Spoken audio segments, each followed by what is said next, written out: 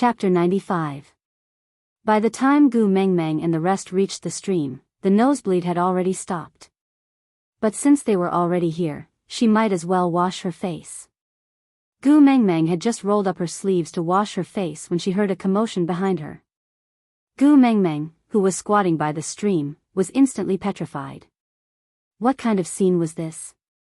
Males with bruised noses and swollen faces were rushing over hurriedly, as if they wanted to see someone for the last time. Gu Mengmeng tilted her head and froze on the spot. Before she could ask what was going on, Sandy, who was at the front, had already hugged her. She said tearfully, "Gu Mengmeng, don't hide it from me. What happened to you? Hurry and tell me." I just had excessive internal heat." Gu Mengmeng answered honestly, "Look, I washed my face twice and I'm fine now." Sandy did not believe her. She held Gu Mengmeng's little face and tried to look into her nostrils. After looking, she felt that it was not detailed enough, so she moved her nose closer and sniffed carefully for a while. After confirming that there was no more bleeding, she then heaved a sigh of relief and said pitifully, "You can't hide it from me if you're sick." "It's fine, don't worry, I'm fine." Gu Mengmeng hugged Sandy's shoulders and comforted her. Who would bleed from their nose for no reason? "Don't try to lie to me, sob. You're my only good friend. If you die." I sob. It was better if she did not comfort Sandy, but after Gu Mengmeng consoled her, Sandy felt even more upset. Her tears flowed freely, causing Gu Mengmeng to sigh. This Sandy, she was good at everything except that she loved to cry too much. She was a soft girl from head to toe. "All right, Sandy, if you continue crying, I'll drown in your tears." Gu Mengmeng helped Sandy wipe her tears while coaxing her, "Don't cry, look at that stream. There are fish, I'll roast some for you, all right?" Fish. Hearing that there was food, Sandy stopped crying with difficulty. Her eyes, which had yet to fade from tears, were as clear as the night sky that had been washed by water, clean and transparent. "Look, that's it." Gu Mengmeng pointed at the big fat fish swimming leisurely in the stream, as if it was not afraid of humans at all. "Water shuttles taste horrible. They taste fishy and have thorns." Sandy looked at the small fish with a look of disgust and curled his lips.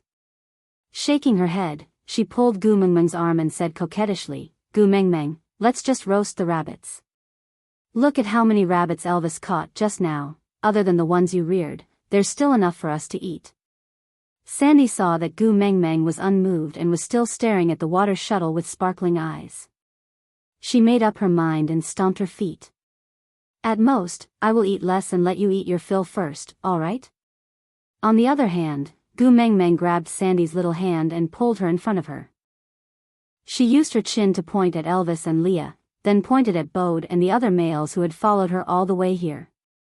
She then asked, "Everyone is watching, only the two of us are eating? Aren't you ashamed?" Sandy looked around, then nodded her head confidently. "Of course I am, why should I be ashamed?" Gu Mengmeng smiled helplessly. "The rabbits were caught by Elvis. We still need Lee's help to prepare them later on. In the end, I'll be eating while others watch, I'll be sitting while others stand. What would happen then?" No, I can't do it. If we want to eat, we'll eat together or we won't eat. What era are we living in? Why is there still sexism? Aside, extra great news, this article has passed 1p.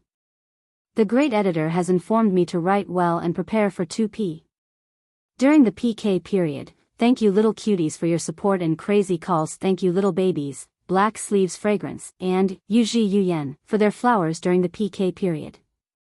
Also thank you QQ Bookstore, C Nyen's Night, for his 388 reading BB. Chapter 96.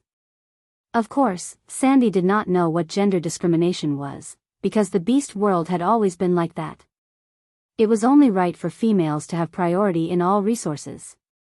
But it was also right for females in the beast world to be willful, especially for the first beauty of the tribe like Gu Mengmeng. She could do whatever she wanted. Not to mention a mere water shuttle, even if Gu Mengmeng picked up a rock from the ground and said it was a delicacy, there would be males who would stand out to chew it into pieces and praise it as delicious. Anyway, the males would be the ones to eat the worst food, so Sandy did not insist and just treated it as playing with Gu Mengmeng. She nodded her head and said, "All right, whatever you say. But we have to agree, after you roast the water shuttle, we will roast the fish to eat." "All right." Gu Mengmeng nodded her head, then looked at Bode and Sandy's other males who were following behind Sandy. They wanted to get closer but seemed to be afraid of Elvis and Leah. She rubbed her chin and smiled sneakily, "But we can't let Elvis prepare everyone's food by himself, right? Can we ask those from your family to come over and help?" Sandy turned around to look at Bode. Just as she was about to nod her head, she hesitated and peeked at Elvis and Leah from the corner of her eyes. She whispered into Gu Mengmeng's ear, "It's not a big deal to help, but Elvis has to agree first." Gu Mengmeng looked back at Elvis in confusion and shrugged her shoulders in confusion, asking, "What do you mean?" Sandy wrinkled her nose at Gu Mengmeng, pretending to be disgusted. Then, she inched closer and said in an even softer voice, "Elvis is the leader of the tribe and has the priority to hunt. Wherever he is, as long as someone snatches his prey within the range of his scent, it will be considered a provocation and he will teach that person a harsh lesson. Bode and the rest are not Elvis's match." Gu Mengmeng opened her mouth and nodded her head as if she understood. Then, she turned around to look at Elvis and said, "Leader, can we ask Sandy's males to come over and help us prepare some food?" Elvis rubbed Gu Mengmeng's little head lovingly. After confirming that her nose was no longer bleeding, he felt relieved and his mood turned for the better. He scooped Gu Mengmeng into his arms and hugged her with one arm. His eyes were filled with so much indulgence that it could melt into water. His voice was low and thick, like the playing of a cello. "Here, you have the final say." Gu Mengmeng chuckled and gave Elvis a thumbs up. "Leader, you're so reliable." Elvis seemed to be used to hearing Gu Mengmeng talk about irrelevant things and did not think about what she meant by atmosphere. Looking at her expression, it was definitely not something bad, so he accepted it gladly. Gu Mengmeng jumped down from Elvis's arms and held her head high, looking like a little villain intoxicated by success. She cleared her throat and said, "Those who want to eat together later, prepare your own ingredients." Elvis nodded. Gu Mengmeng's words caused a huge commotion among the males. "Gu Mengmeng, can we eat with you?" Amidst the cheers, all of them were asking the same question.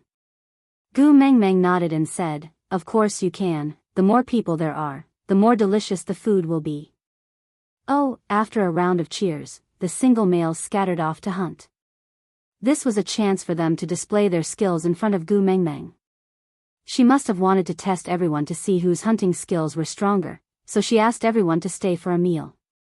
After all, winter was coming soon and hunting skills were naturally the most important factor in choosing a partner. Chapter 97. At that moment, Gu Mengmeng still did not know what kind of weird ingredients she would face later on. Looking at everyone's energetic looks, he grinned and thought to himself, "Looks like everyone is hungry. You guys." Gu Mengmeng waved at Bode and the rest, "Can you go into the water and help me catch 2 fish?" Bode did not reply and just looked at Sandy, as if waiting for her to say something. Sandy nodded without hesitation and said, "Of course, Bode is a very good swimmer." Bode was pleased by Sandy's praise and his gaze was filled with a, "I really don't know what to do with you," smile and love. He nodded and said, "Sit by the shore and wait for me. Don't go near the stream, understand?" Sandy pouted. She was obviously not too happy. Gu Mengmeng would ask her for help but Bode and the rest still treated her like a piece of trash and only asked her to wait by the side. Good girl. Bode cupped Sandy's chubby little face with both hands and waited for her promise with anticipation in his eyes. "I know, hurry and go." Although Sandy was unwilling, she did not have the heart to resist. Used to, what a scary word.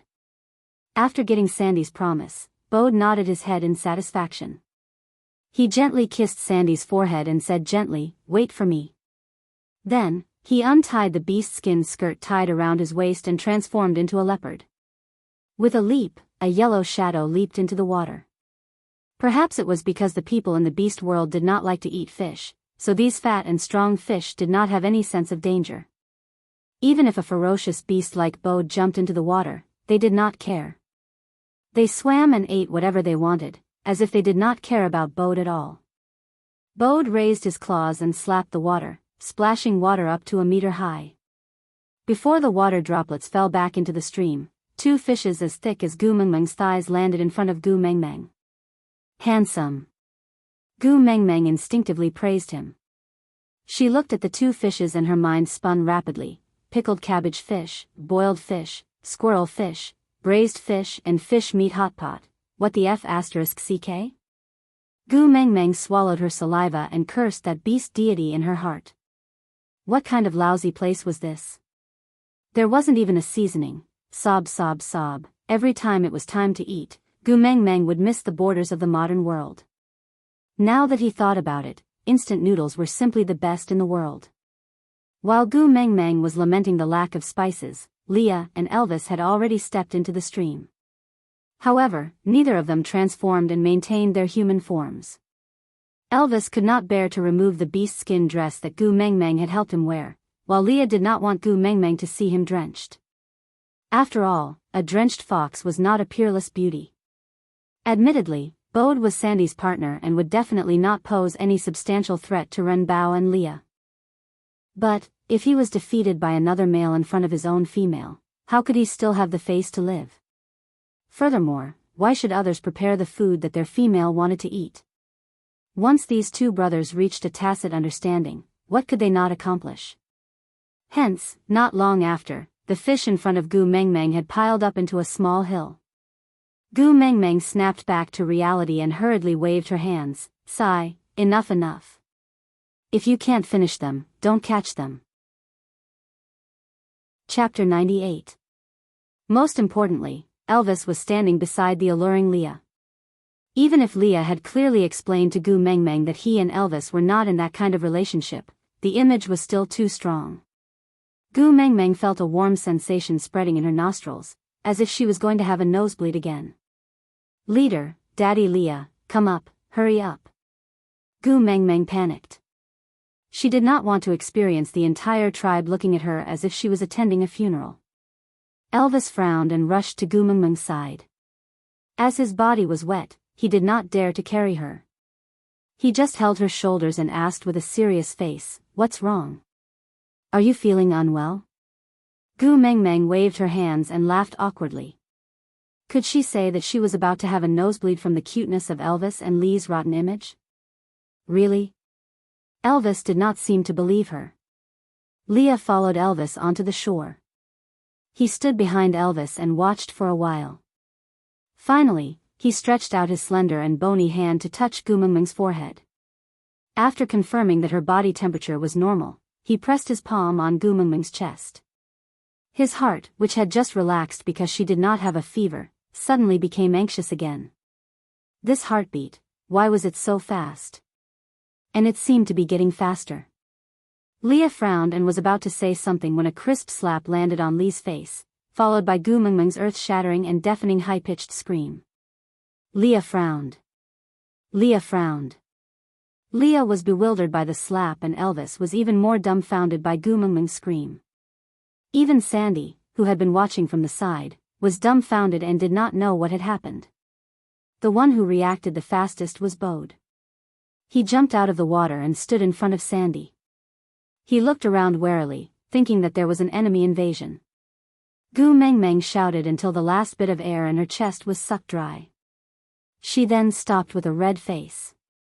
She crossed her arms in front of her chest and hugged her shoulders.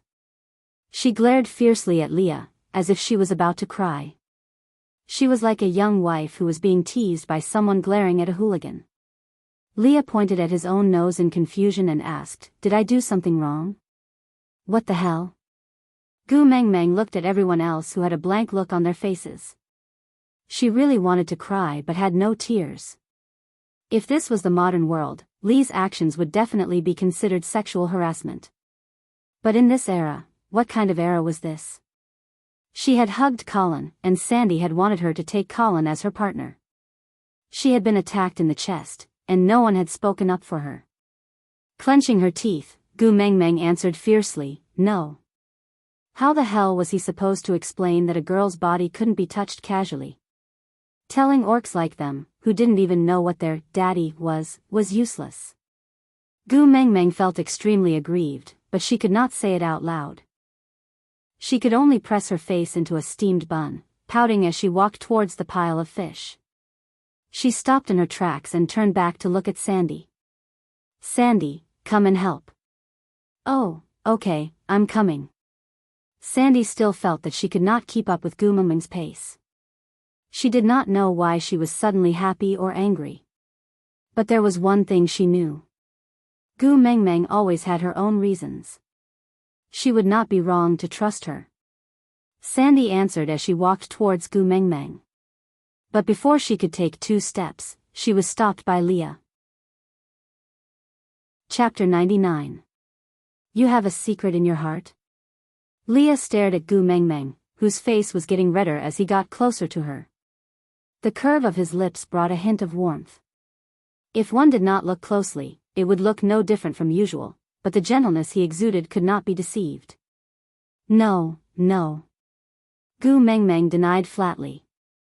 Leah did not insist, he just held Gu Mengmeng's little hand and pressed it against the left side of his chest, where his heart was. He gently hugged her waist and pulled her closer to him, so that Gu Mengmeng was pressed against his chest. I let you touch it back, so don't be angry, alright? Gu Mengmeng wanted to retract her little hand as if she had been electrocuted, but Leah did not give her any chance. He placed his palm on the back of her hand, pressing it tightly against his chest.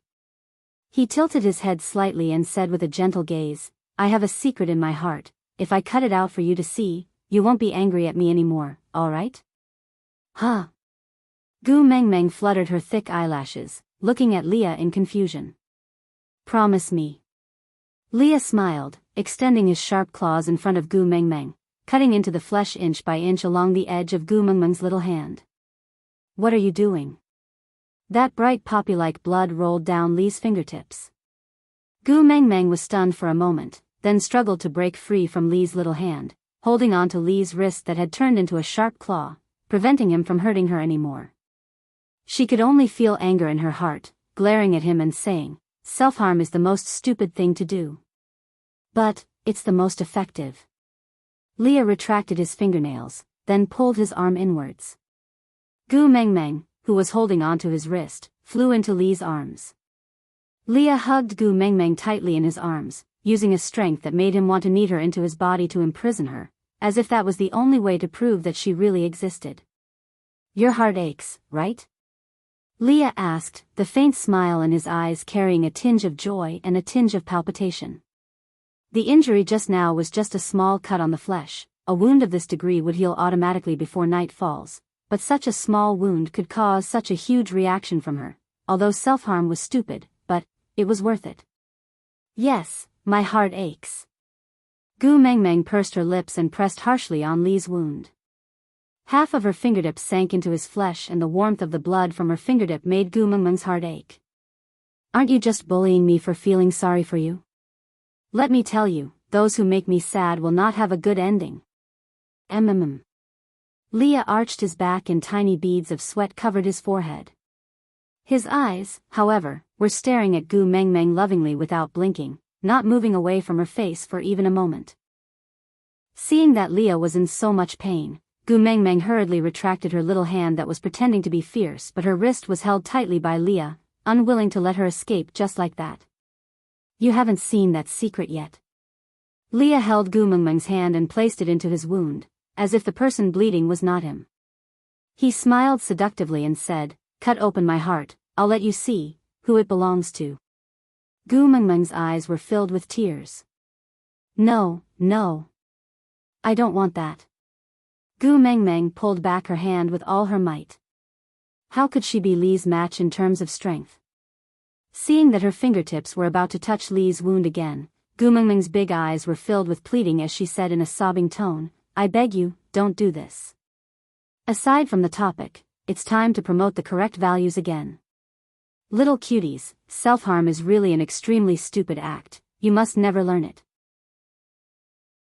Chapter 100. Can't bear to. Leah did not care about his wound at all, as if it was not worth mentioning. With a faint smile on his face, he inched his flawlessly handsome face closer to Gu Mengmeng and asked in a faint voice, "Then forgive me, don't be angry, all right?" Gu Mengmeng's eyes were filled with tears. Seeing that Leah was no longer pulling her, Gu Mengmeng pouted her lips and said pitifully, "You have to promise me that you won't harm yourself in the future." "As you wish." Leah loosened his grip on Gu Mengmeng's wrist and turned to hug her slender waist. With a light lift, he hugged her into his arms and rubbed her little face intimately before continuing to ask, "Tell me, what did I do wrong just now? I don't want to see you angry anymore, this place hurts." Gu Mengmeng looked at the bleeding wound that Leah was pointing at and groaned sullenly. The sullen feeling of being molested had long been scattered into dust by Lee's stirring.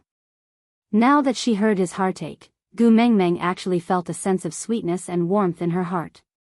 F***ck, could this be the legendary Stockholm Syndrome? You're still distracted after being hugged by me? Who are you thinking about? Leah squinted his long and narrow eyes. Ambiguity and jealousy merged perfectly on his fairy-like face, colliding into an extreme temptation. No, I'm not thinking about anyone. Gu Mengmeng did not know why, even though Elvis's original body was much fiercer than Lee's, she seemed to be more afraid of Leah. Leah looked at Gu Mengmeng doubtfully and raised his eyebrows, signaling Gu Mengmeng to answer his question just now. Gu Mengmeng looked elsewhere guiltily. Her little face was burning and even her throat was so tight that she could only squeeze out a very soft voice from her throat and say, "You can't touch a girl's body so casually." Leah smiled wickedly and hooked Gu Mengmeng's chin with his index finger. He brought her face closer to his and stared at her as if he was looking at a piece of delicious food. He licked his lips suggestively and asked in a slightly arrogant tone, "Then what should I do when I want to hug you?" Gu Mengmeng's eyes were filled with disdain. "Hugging doesn't count," Gu Mengmeng replied, blushing. Leah looked at Gu Mengmeng with a mischievous smile, as if he had discovered something. Gu Mengmeng was stunned by his smile and her face turned even redder. She said angrily, "I'm not asking for a hug." Oh. Lee's smile became wider. He liked Gu Mengmeng's shy and bashful look, it was so cute. "Oh, what do you mean? I'm really not asking for a hug." Gu Mengmeng really could not explain herself. She pushed Leah and wanted to leave his arms, but this sly fox actually pressed the wound on his chest against her. As long as she used a little more strength, he would definitely bleed. Gu Mengmeng gritted her teeth and thought to herself, "Are you sure you can't bear to hurt me? You're ruthless, you've guessed correctly." "I really can't bring myself to do it." Leah did not answer Gu Mengmeng's question, he just used his index finger to hold her chin and asked, "Other than your heart, is there any other place that will make you angry if I touch it? Tell me, okay?" Once Leah asked this question, Elvis, who was standing at the side, could not help but perk up his ears. Gu Mengmeng said angrily, "You can't touch any place that is covered by clothes." Leah pondered for a moment, then said with a serious face, "Next time, I'll help you take off your clothes first." Gu Mengmeng was so angry that she screamed in her heart, "Hey! Hurry and tell me you're not serious." Chapter 101. While Gu Mengmeng was cursing in her heart, there was already a commotion on the other side. A group of males galloped over on horseback. Gu Mengmeng felt her scalp go numb as she looked at the weird prey the males were carrying in their hands. What the heck, they were all protected animals like tigers, lions, and bears. There were also some that she could not even name, no, she had never even seen them before, but they were obviously precious animals. But these males just threw these animals away like they were cabbages, piling them together with the fishes that Leah, Elvis, and Bode had caught. Gu Mengmeng was speechless as she asked the heavens, "Isn't the beast deity going to do something about this?" Leah followed Gu Mengmeng's gaze and the corners of his lips curved upwards, forming a beautiful arc. These males were really willing to put in a lot of effort. It was almost winter and these plump preys that had long been hidden were probably preys that they had been observing for a long time but did not make a move on, waiting for the winter to end before hunting them. To please Gu Mengmeng, they even took out their food reserves to protect themselves during winter. They were really blinded by lust. Like it? Leah saw that Gu Mengmeng was staring straight at them and said helplessly, Elvis and I also have some food reserves. If you like it, I can hunt it for you. Still hunt? Gu Mengmeng looked at Leah in shock. Meeting his mesmerizing eyes, she could not help but soften her tone. She smiled apologetically and said, let's settle these first, it will be a waste if we can't finish them. Although she said that, Gu Mengmeng had already decided to only eat fish. Damn tigers and whatnot, she could not bring herself to eat them. Alright, I'll listen to you. Leah carried Gu Mengmeng and had no intention of letting her down. Just like that night when he saved her from Quentin's hands and brought her back to the tribe. She placed her hands behind her back and shook her head as she looked at the group of well-built, good-looking males. She felt as if she was filming Descendants of the Sun 2. Yeah, she was acting as the demon female instructor. Although Song Joong-ki was not around, there was Elvis and Leah. Moreover, there was a group of males who could be teased by her. Kaka, how could a single word describe the feeling of love? Gu Mengmeng, the tiger I hunted is the tiger king in this area. It's one of the best among the wild beasts. It has a strong body and usually eats the healthiest animals. There was a male whose name Gu Mengmeng could not remember at all because of Elvis and Lee's comparison. Gu Mengmeng gave him a thumbs up. A hero who fights tigers. Not bad, not bad. You have the power of Wusong. The male who hunted the tiger muttered in his heart, Wusong. A new adjective? Is it the same as the word tough guy used to describe Barrett? It should be about the same, but who cared what he meant? It was Gu Mengmeng who praised him just now. Chapter 102. Gu Mengmeng looked at the one who hunted the tiger just now, whose face was red from holding back and looked like he was about to attack. She quickly came out to calm things down and said, Brave one, you even dare to hunt a snow fox, aren't you afraid of Leah beating you up?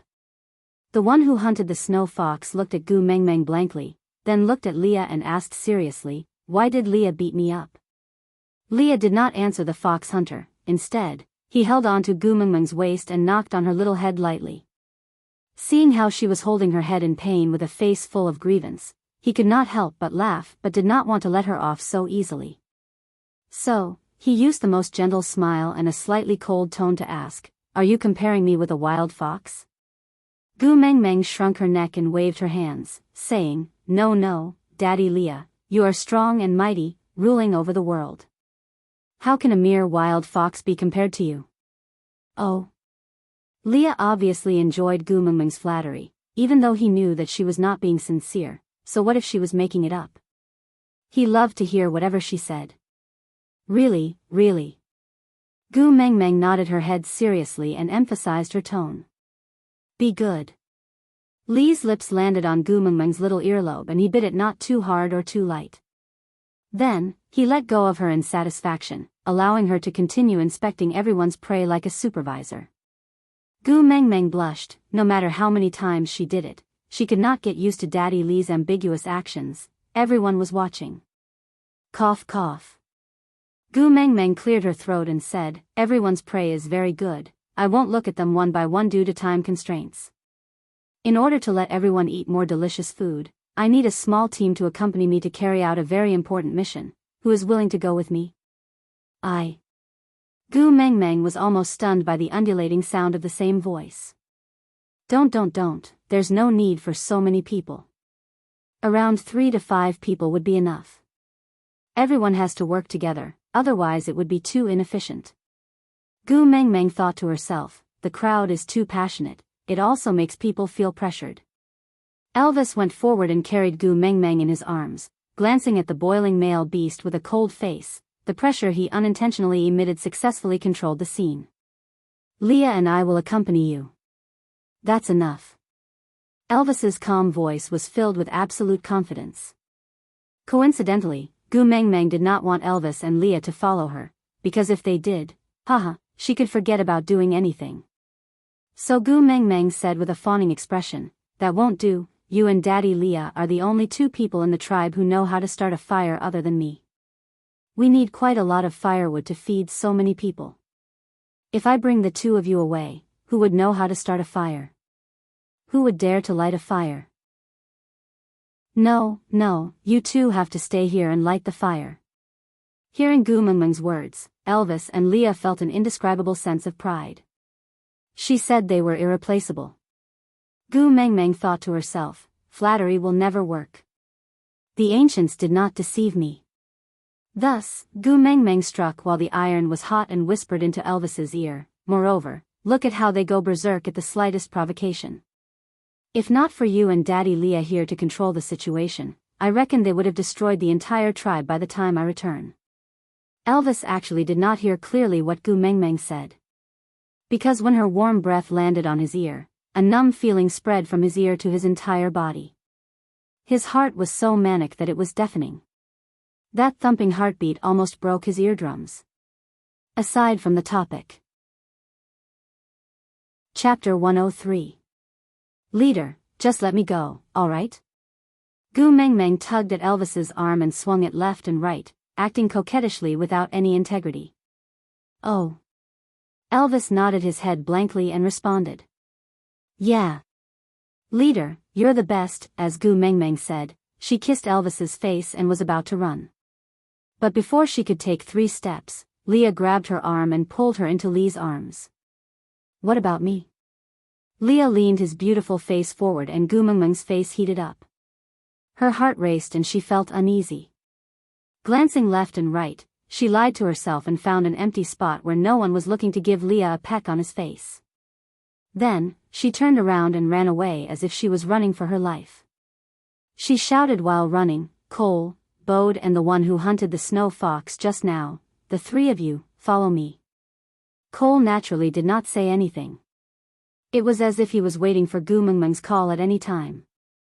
When he heard Gu Mengmeng calling his name, he dashed behind Gu Mengmeng without hesitation and was the closest to her.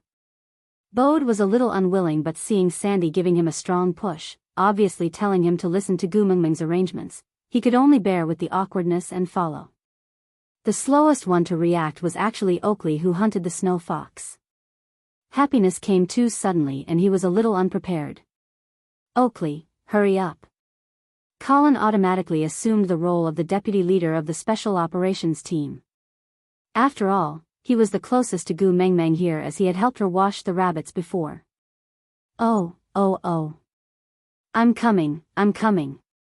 Oakley did not dare to delay any longer as he was afraid that others would snatch his chance to get close to the little female. So, he hurriedly chased after her. Luckily, Gu Mengmeng's speed, it was too easy to catch up. So, Oakley was seriously considering if he should pretend that he could not catch up to her. But would Gu Mengmeng think that he was too useless? Just as he was hesitating, Bode said impatiently, let Colin carry you, it's faster that way. Gu Mengmeng pouted and said, I have my own legs. Bode glanced sideways at Gu Mengmeng's 2 slender legs and sneered, I can tell. Just as Gu Mengmeng was about to flare up, she saw Bode running over 10 meters away in a flash. He raised his head from afar and said, Hey, little female with long legs, why don't you start running? You. Gu Mengmeng stomped her feet and said, so what if you run fast? I'll go back and tell Sandy that you bullied me. You. Bode's face darkened and he lost his temper. The most important reason why he deliberately provoked Sandy was because ever since Sandy got to know this little female, he had focused all his attention on her. If not for the fact that Gu Mengmeng was really in heat, he would have treated Gu Mengmeng as a weaker male love rival. It was indeed embarrassing to compete with a female, but what could he do? He was also in despair. His little female could not see anyone else other than Gu Mengmeng. All the males in the family were in danger of losing their favor. What about me?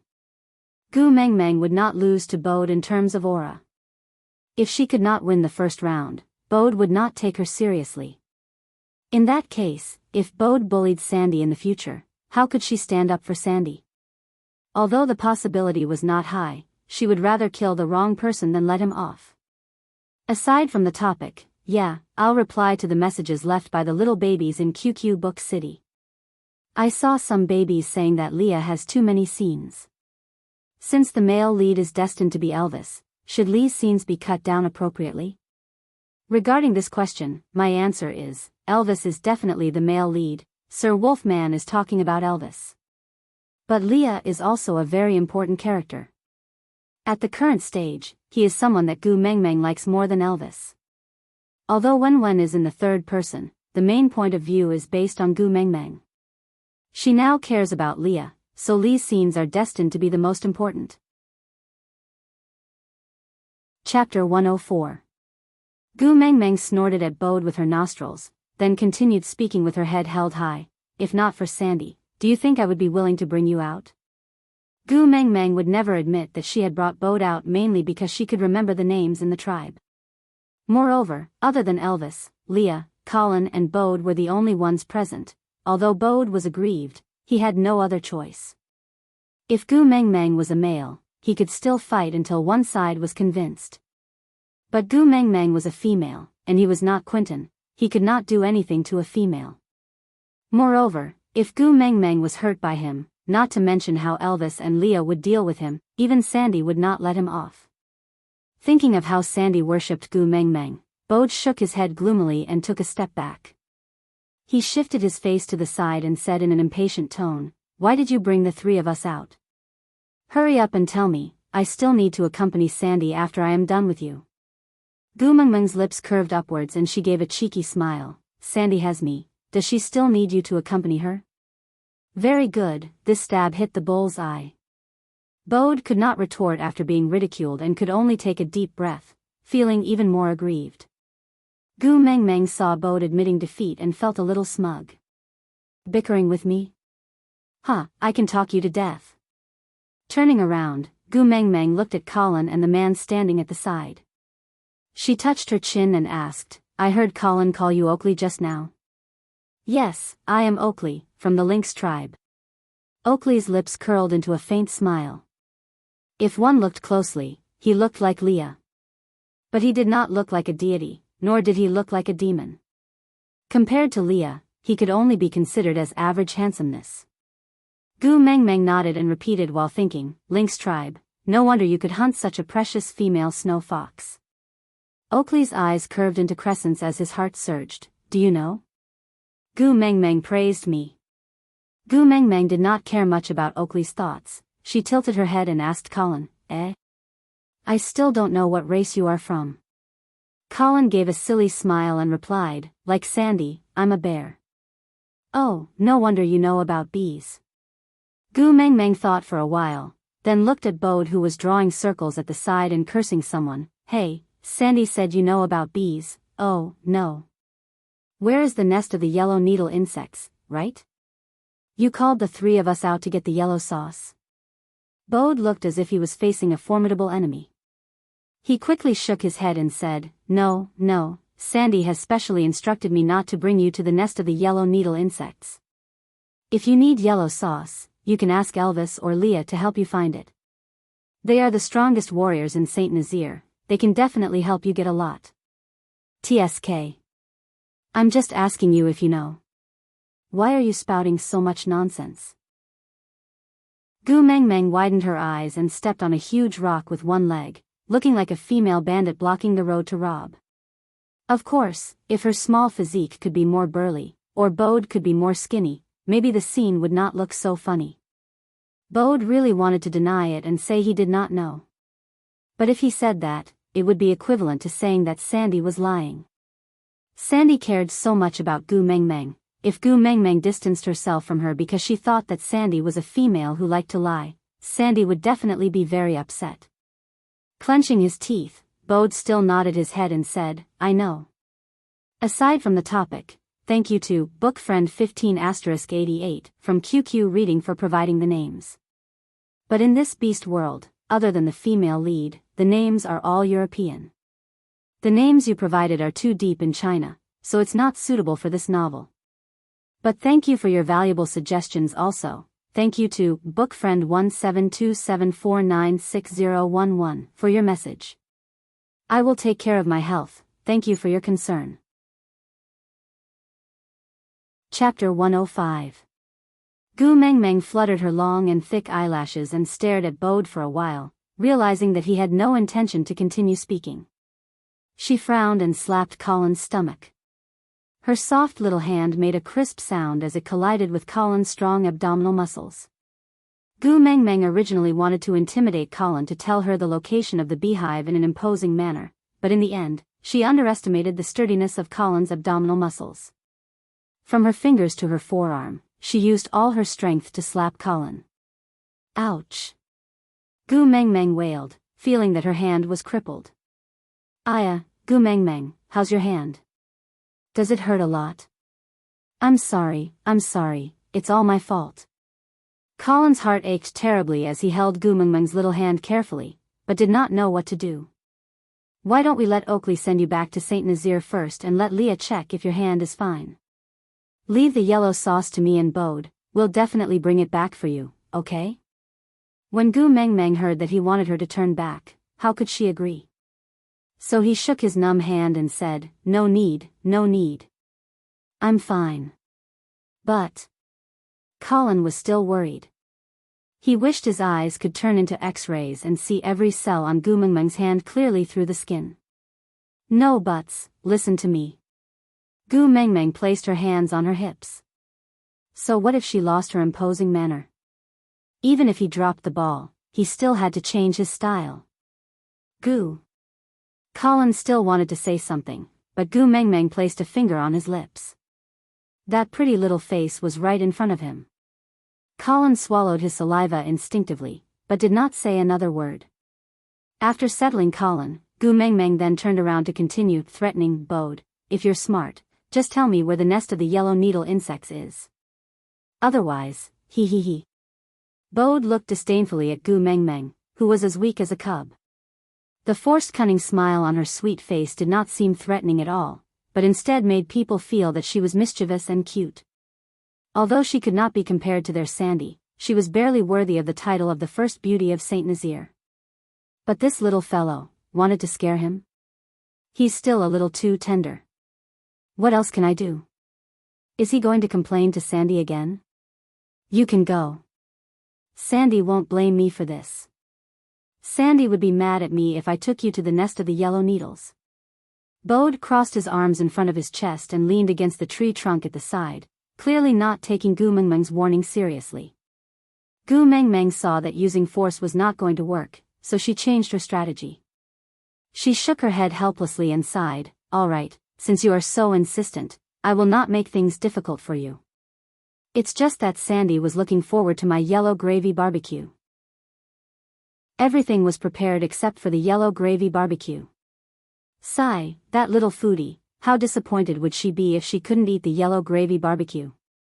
Thinking about the tears in her innocent eyes, it was really heartbreaking to the listener to hear it and cry.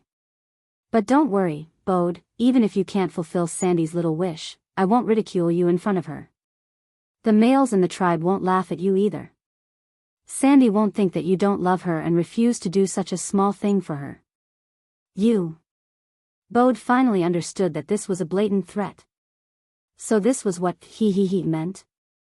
It's all right, don't worry. Gu Mengmeng interrupted Bode's words and continued on her own, no matter how disappointed and sad Sandy is, she will at most ignore you for 10 days to half a month. At most, there will be other males who will take the opportunity to win her heart and become her most important partner. Isn't it just a drop in status in the family and being laughed at by others for being the most useless first partner who can't stand up straight? These are all small matters, right? Gu Mengmeng interrupted Bode's words and said to herself, no matter how disappointed Sandy is, she will at most ignore you for 10 days to half a month. Aside from the topic, replying to Book Friend 30**67, I was really touched after reading your comments, thank you for liking it also. Why did you only reply to the comments on QQ Bookstore and not on Xiaoxiang's website? Because I had directly replied to all the comments on Xiaoxiang's website. Backstage Bookstore did not have a backstage, so I could only reply like this. Chapter 106. You.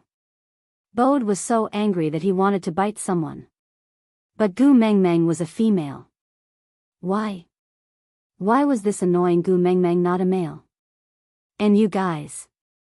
Gu Mengmeng turned around to look at Colin and Oakley. No one is allowed to tell anyone that Bode is unwilling to help Sandy find the yellow sauce. Sandy had always been bullied by Nina in the past, causing her to have such a submissive personality that she would cry over even the smallest matter.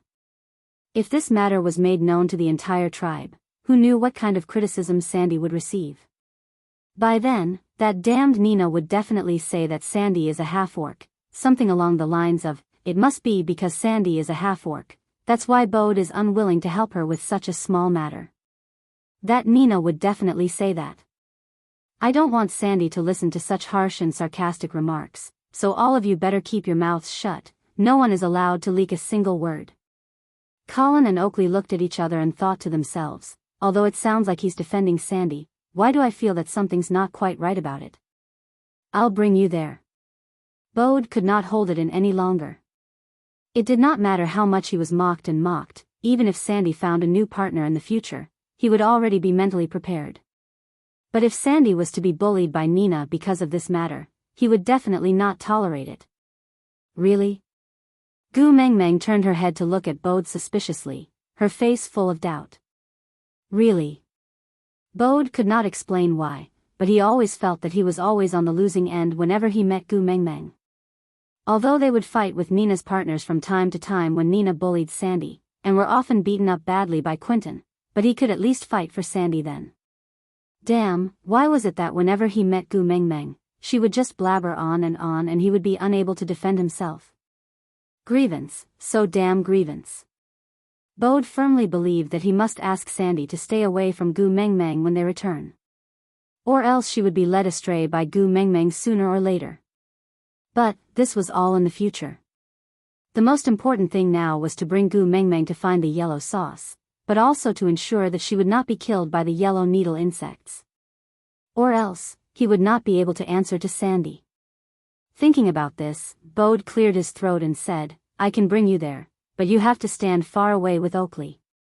Once something goes wrong, let Oakley bring you and run first.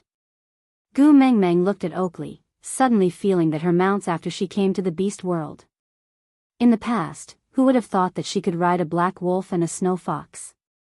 Or maybe she could even ride a lynx. Mengmeng, Gu Mengmeng Gu.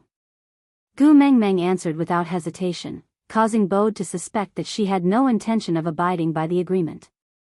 Gu Ding Hao, then Dali boomed. When the four of them finally reached the beehive, Gu Mengmeng pushed Bode away and walked forward while shaking her head. She walked to the bottom of the beehive and raised her head to take a look.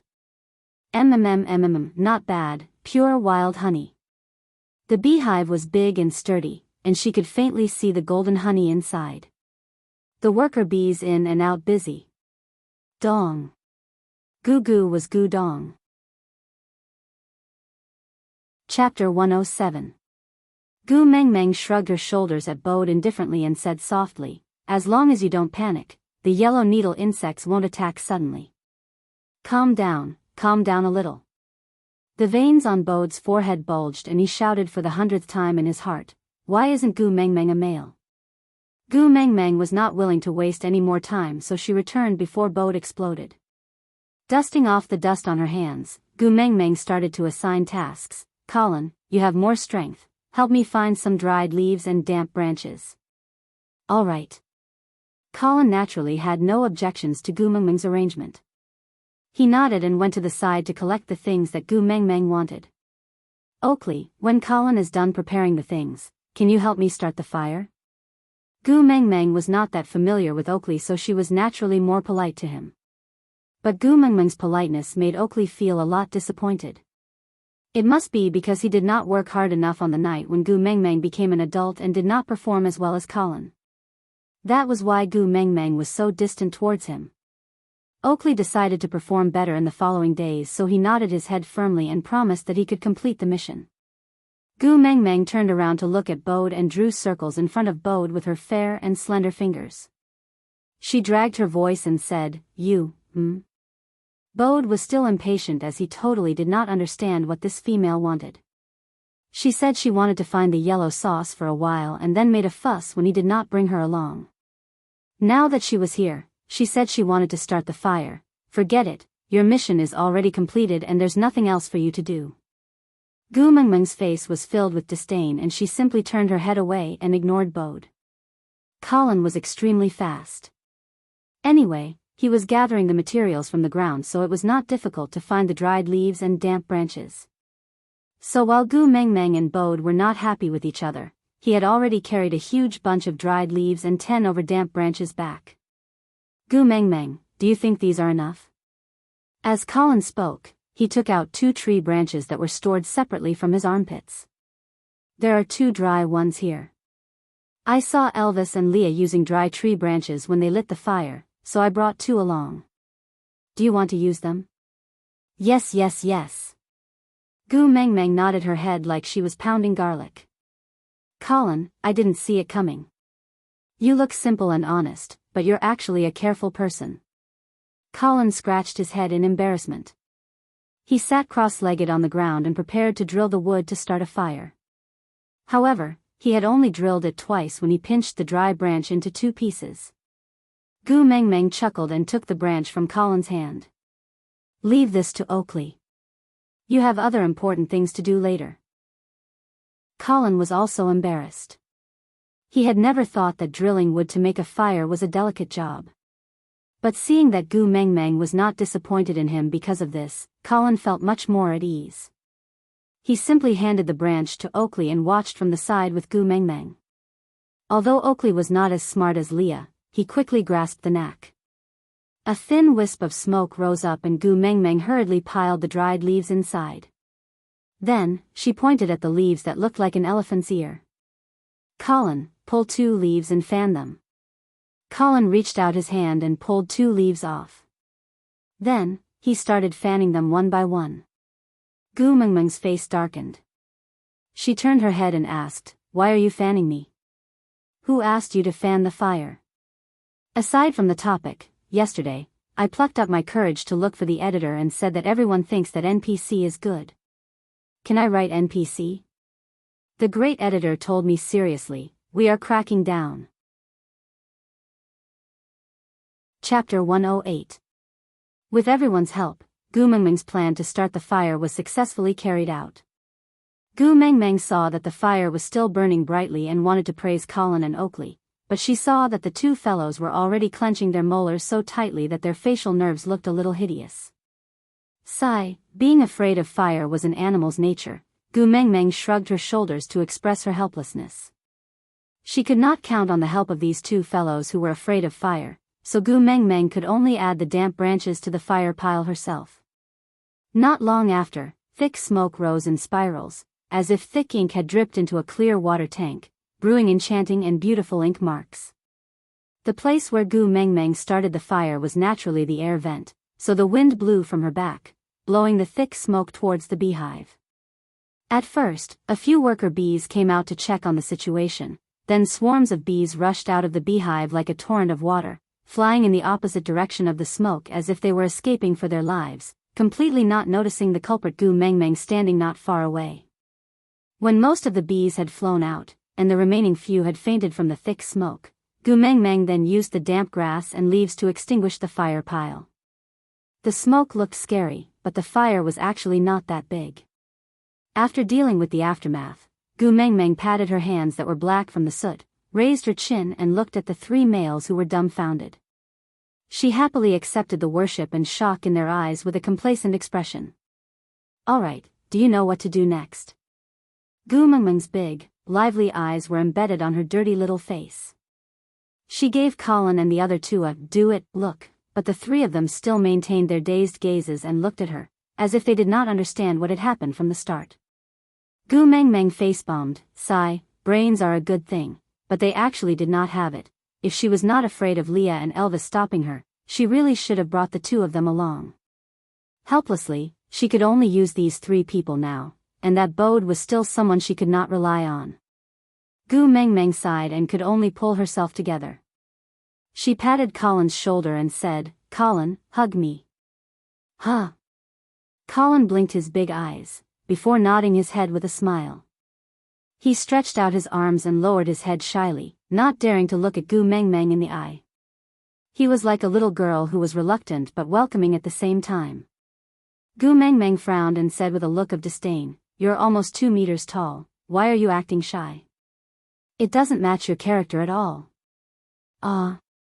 Colin did not know how to reply to Gu Mengmeng's sarcasm. He just lowered his head feeling wronged, thinking to himself, "I'm really too stupid, I made Gu Mengmeng angry again, don't blush." Gu Mengmeng was going crazy. She really could not stand a muscular man who was almost as strong as Schwarzenegger behaving like a little wife in front of her. Who was the one who risked his life to rush the tower last night and was covered in blood? Beast deity, hurry up and take this effeminate fake goods away. Oh. Colin nodded vigorously, but he didn't know how to keep his face from turning red, and the more anxious he was, the redder his face seemed to become. What to do? How hopeless. Gu Mengmeng face-bombed and gave up on Colin's character. She turned to Oakley and said, "Oakley, hug me for a while." "All right." Oakley nodded and walked to Gu Mengmeng to hug her lightly. Then, he let go of her obediently and stood back at his original spot. Gu Mengmeng could clearly see a flock of crows flying past her head in a flock. She just wanted someone to carry her to harvest the beehive. Why did it seem like she was asking for hugs everywhere? Can't we just have fun? Aside from the topic, thank you to the QQ reading baby, Bubble Milk Tea, for tipping 100 reading B. She also replied to the little baby, Mo.'s question regarding how Leah would react. I've already answered it in the reader group. It's not convenient to say more in the comments. Believe me, I have my own difficulties.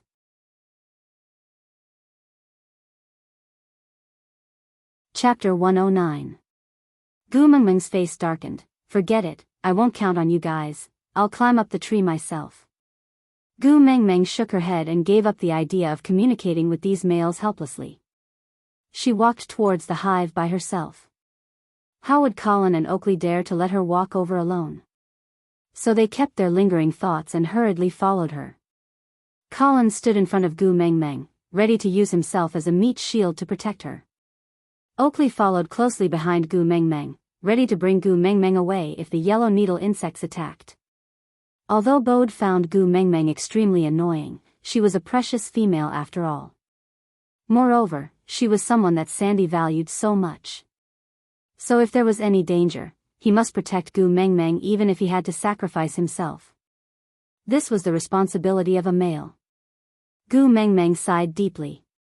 The damn bees had already flown away long ago, but these guys were still advancing like the Japanese entering a village with a minesweeper posture. By the time they reached the place, the damn bees would have flown back.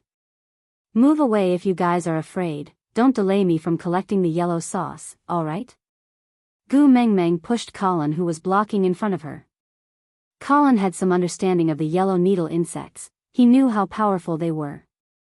Seeing Gu Mengmeng's fearless look, he became more worried, so he licked his lips and said, "Why don't you just stand here and wait, I'll go over and help you get it, alright?"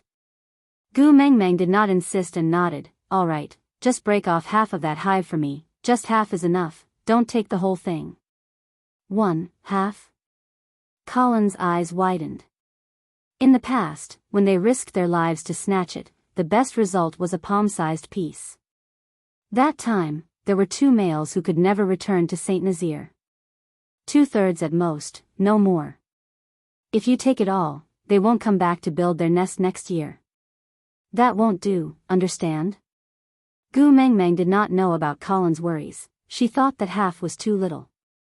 Colin clenched his teeth, thinking that even if he was killed by the yellow needle insects, he would never disappoint Gu Mengmeng. So he nodded with the determination to die. "Alright, I'll definitely get it back for you. Wait for me here." Gu Mengmeng did not understand where Colin's tragic and stirring emotions came from. She only saw him instructing Oakley and Bode to bring Gu Mengmeng away immediately if anything happened. Then, he turned into a bear resolutely and sprinted towards the beehive. Have you ever seen a Kuroshio that is as tall as a building running on all fours? Why did it feel like the wind was howling and the water was cold, as if it would never return? Gu Mengmeng wanted to stand behind Colin and sing "One Cut Plum." Colin didn't waste any time. He went up and directly dug out more than half of the beehive with his palm. Then, he turned around and ran. As he ran, he shouted, "Success! Retreat!" Then, either Oakley or Bode grabbed Gu Mengmeng's collar and dragged her along as they ran. Gu Mengmeng looked at the scenery flying past her rapidly and her heart crumbled. The King bees didn't even chase after us, so why are you guys running? Unfortunately, the three males didn't even give her a chance to speak. They sprinted all the way back to Saint Nazaire. When Gu Mengmeng could finally land on both her feet, she felt as if she had sat on a roller coaster 8 times. Her head was spinning and she just wanted to vomit. However, just as Gu Mengmeng was about to find a tree root to support herself and vomit, a deafening cheer rang out behind her. Before she could react to what had happened, she was lifted by all 4 limbs and thrown high up into the sky by a group of males. F***CK, Roller Coaster 2. Upgraded version 0, Digression, Announcement, this article's 2P will be held from the 25th to the 28th, same rules. In these 3 days, don't pay attention to the articles, don't pay attention to the articles. You must follow the articles daily and then actively leave comments. Those who have flowers will donate flowers and those who have votes will vote. During the PK period, there will be 3 chapters every day. The diligent Jeaner is working hard to write the draft, then, it will be the same as during 1P. There will be a small question placed under the article every day. The first one to answer correctly will be rewarded with 66xxb. The second one will be rewarded with 56xxb. The third one will be rewarded with 36xxb. The rest of the people who answer correctly will be rewarded with 18xxb. The first one to leave a comment every day will be rewarded with 10xxb. Those who discuss the plot will be rewarded according to the quality of their comments. Our Gu Mengmeng's future will depend on the results of 2P. Also, reader group number 4927799273.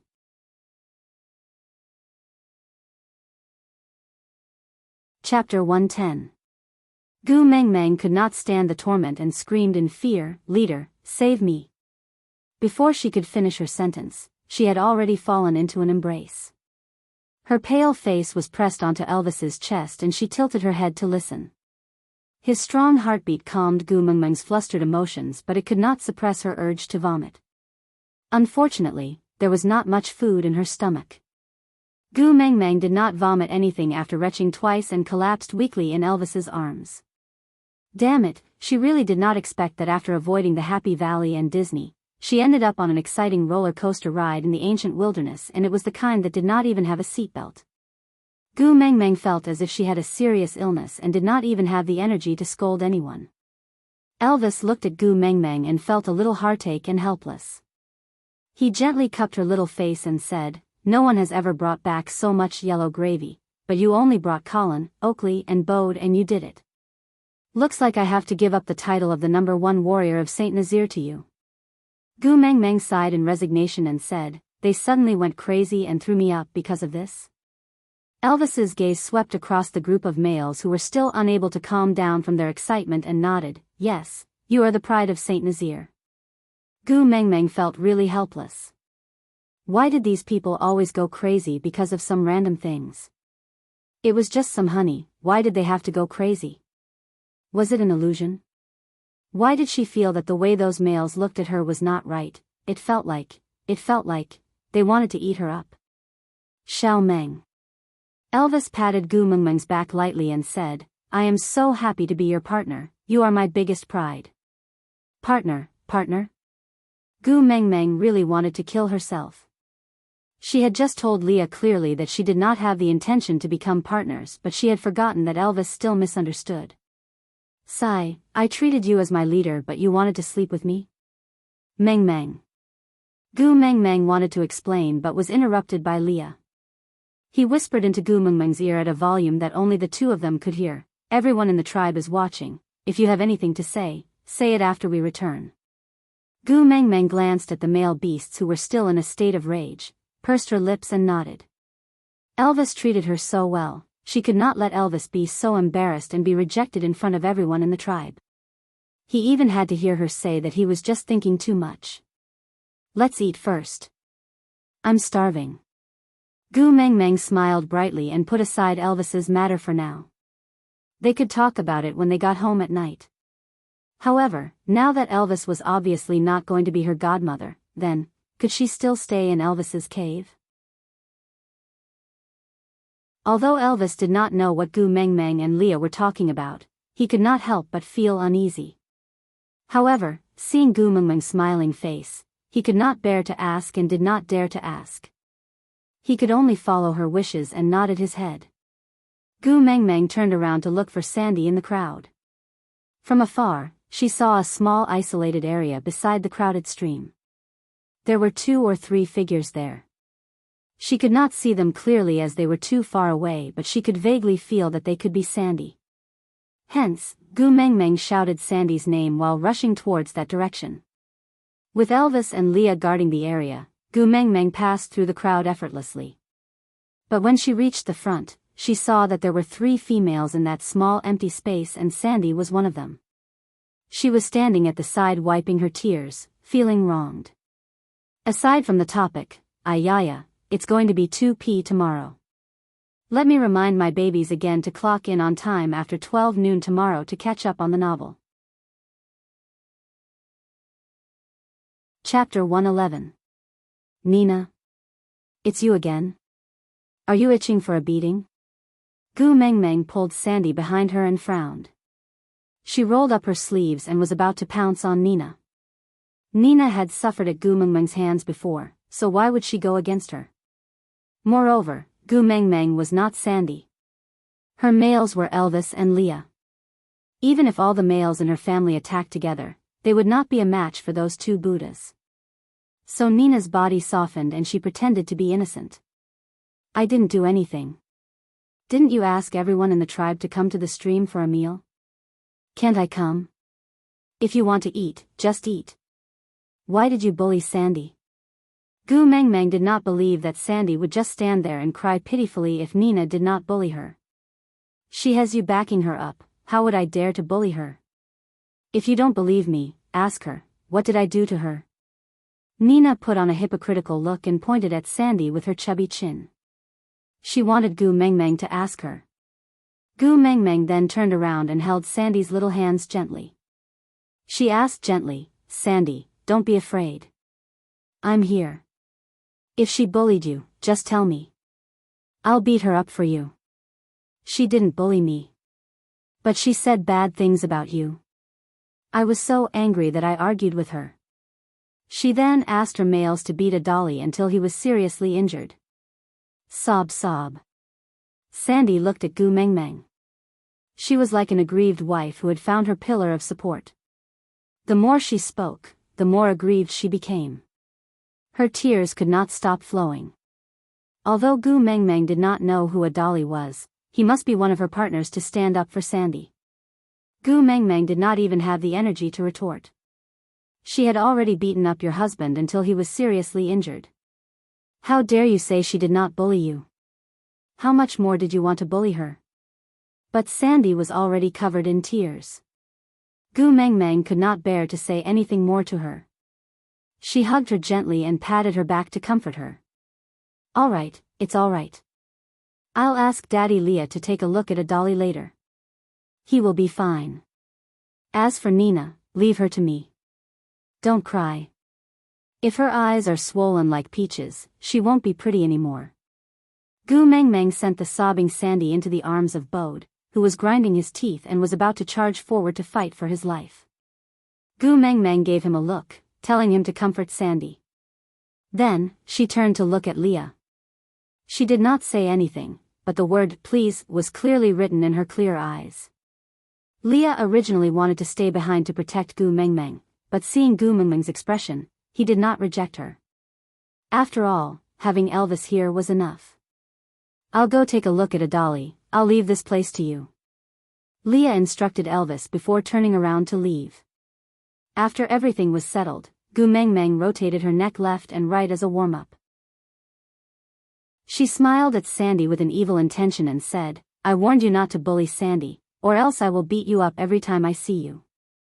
Is your IQ really lacking, or do you not put me in your eyes at all? What are you doing? Nina had seen Gu Mengmeng's little fists before. Although they looked light, it was still very painful to hit. What am I doing? Of course I'm fulfilling my promise. If I don't beat you up today, others will think that I'm untrustworthy. As Gu Mengmeng said, she pounced towards Nina, looking like she wanted to tear her into spicy strips. She was like a wild cat that had gone mad, wild and dangerous. Even the males at the side who did not dare to intervene in a female dispute broke out in cold sweat, muttering to themselves, why didn't this Nina learn her lesson? Why did she have to offend her? She was the Gu Mengmeng who could snatch the yellow gravy from the yellow needleworm and come out unscathed. Aside from the topic, today was the day of PK. The 2 sessions in the morning would be updated as usual, and the 3rd session would be updated at 2 p.m. Starting tomorrow, Chapter 1, 8:30, Chapter 2, 9 o'clock, Chapter 3, 9:30. Those little babies who have not clicked on favorites, remember to do so and be more proactive in leaving comments. Chapter 112. You can't hit me. Nina pulled one of her partners over to block in front of her. Only then did she have the chance to finish her sentence. I'm pregnant and I'm definitely pregnant with a little female. If you hit me now, even if you're the most beautiful woman in the tribe, Elvis will not side with you. Gu Mengmeng's hand froze in mid-air and 10,000 beasts were galloping in her heart. She knew Nina was a pervert, but she didn't expect her to be this pervert. Do you think I'm a fool? You weren't even pregnant when I hit you 2 days ago, and now you're pregnant in the blink of an eye?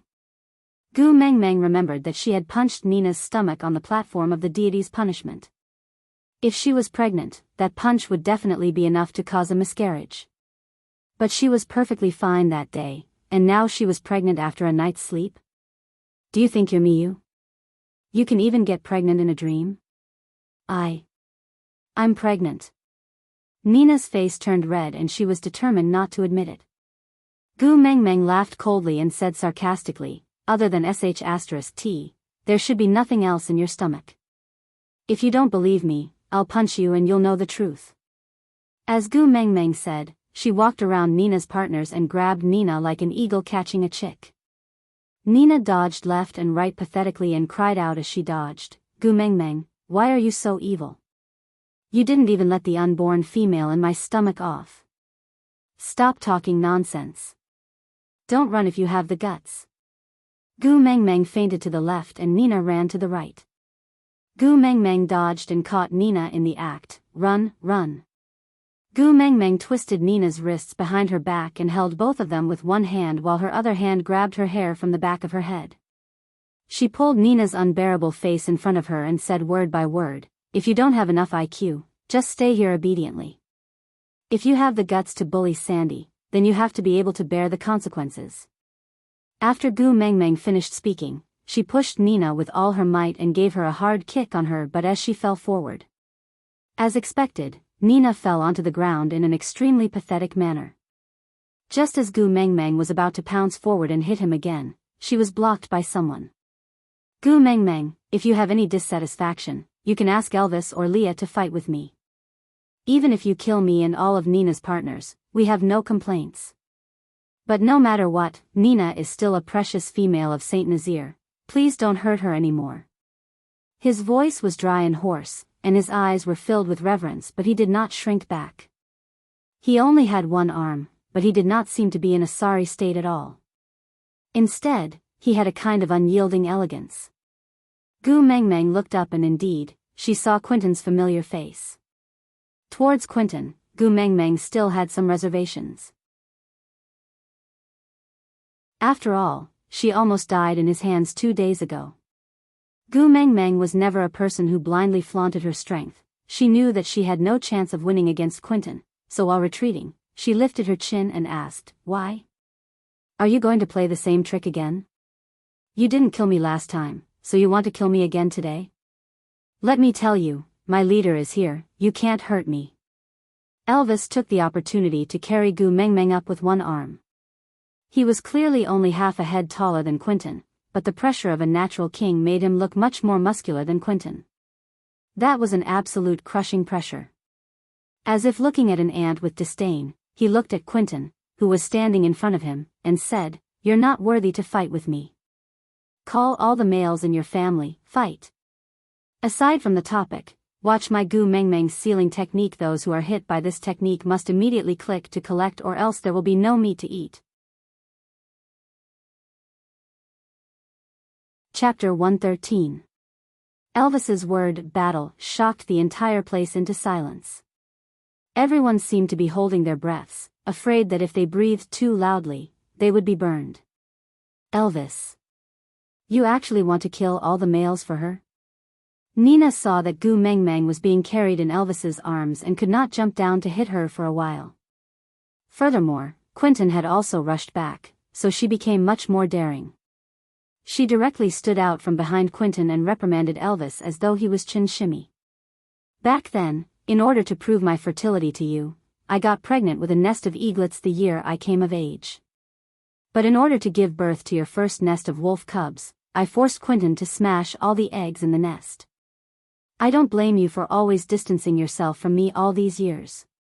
As long as you agree to mate with me now, I promise that when I go into estrus next spring, I will mate with you immediately and give birth to your first nest of wolf cubs. Give up on that, Gu Mengmeng. It's going to be winter soon. If she goes into estrus at this time, she will definitely not have a good ending. Even if she successfully gets pregnant after you mate, with that skinny body of hers, how can she survive the long winter? And how can she give birth to healthy cubs for you?" Elvis was expressionless. He grabbed Nina's neck with one hand and lifted her off the ground easily. He squinted his dangerous eyes and said in a voice so cold that it seemed like ice could form, "You don't have the right to comment on Xiao Meng." Quentin held on to Elvis's wrist.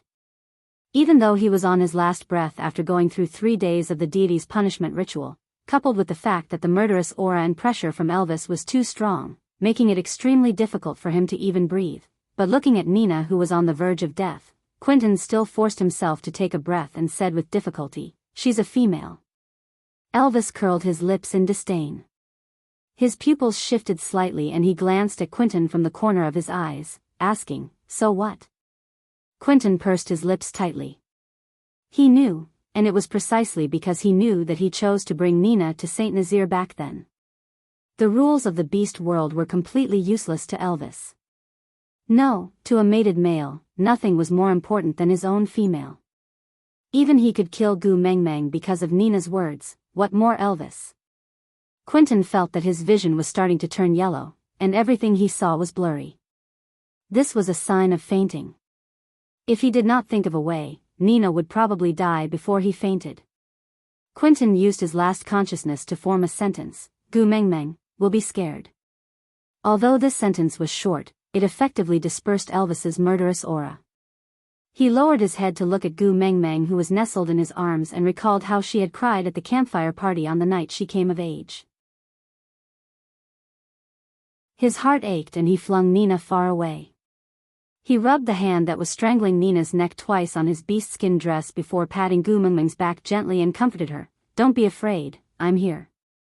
Seeing that Nina was saved, Quentin finally couldn't support his weak body anymore. His legs gave way, and he collapsed onto the ground. Even though he might never be able to open his eyes again, the corners of his lips were still curled upwards. As long as she was fine, everything was fine. Out of topic. Question: what race is Sandy? The first one to answer correctly, XXB 66 second 156 third 136 every subsequent 118 XXB. Chapter 114. Gu Mengmeng was indeed frightened. Although she would tear Nina's crotch apart, she never had the intention to kill anyone. Although she relied on Elvis to be a little arrogant, she was just using her connections to intimidate Nina's partners, so that they would not dare to act rashly, so that she would not suffer a huge loss. Gu Mengmeng was still a coward when it came to a life-threatening situation. Looking at the few males blocking in front of Nina, looking like the generous 5 warriors of the Wolf Ivory Mountain, Gu Mengmeng could not bear to do it. Damn it, marrying an unlucky wife is a sure way to suffer for the rest of your life. Elvis, don't be like this. Gu Mengmeng wrapped her arms around Elvis's neck and rested her head on his neck softly, comforting him. Although Nina and I are not on good terms, I am never the one who suffers a loss. We are all from the same tribe, we see each other all the time. There's no need to fight to the death, all right? Elvis's temper was appeased by Gu Mengmeng's gentle words. By right, there was no need to fight to the death. He just had to stand there and release some beast pressure, and it would be enough to suppress Nina's partners to the point that they could not take care of themselves. But he was angered, and wanted to use the most primitive and barbaric method to tear them apart. Of course, it was because Nina had offended Gu Mengmeng, and Bode had broken the rules by interfering. But on a deeper level, he could not deny that Gu Mengmeng's hesitation and Li's ambiguous "we'll talk about it when we get back" made him feel uneasy and frustrated. Luckily, Gu Mengmeng was still in his arms, hugging him back gently, so that he could deceive himself and others into believing that he was overthinking. Elvis responded to Gu Mengmeng's gaze gently, nodding his head, "We'll listen to you." Gu Mengmeng then felt at ease, smiling brightly, "Our new leader is the best." Elvis accepted Gu Mengmeng's praise gladly, then put her down, letting her run back to Sandy's side. From an angle that Gu Mengmeng could not see, Elvis glanced at Nina's partners. That glance was filled with cold killing intent and a strong sense of warning. He did not say a single word, but it made Nina's partners tremble in fear and prostrate themselves before him. They carried Nina, who was paralyzed on the ground, and ran far away. They hid at the edge of the crowd, not daring to let Nina near Gu Mengmeng. Quentin, on the other hand, was still unconscious on the ground. Nobody cared about him. Gu Mengmeng held on to Sandy and wiped her little face, saying, "All right, don't cry. The next time Nina bullies you, hit her back. In any case, you're also from the bear race. Are you still afraid of her? But she's a perfect female, and I'm just a half-orc female, tisk. If you continue like this, I will be angry." Gu Mengmeng pulled a long face and said, "So what if I'm a complete female? So what if she was a half-beast female? Wasn't it just a pair of furry little ears? How beautiful. She wanted it, but she didn't have it yet. You don't even know how much I like your little ears.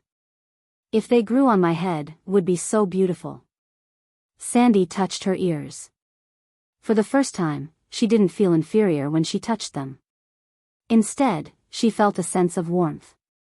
"You really like them?" "Of course I like them.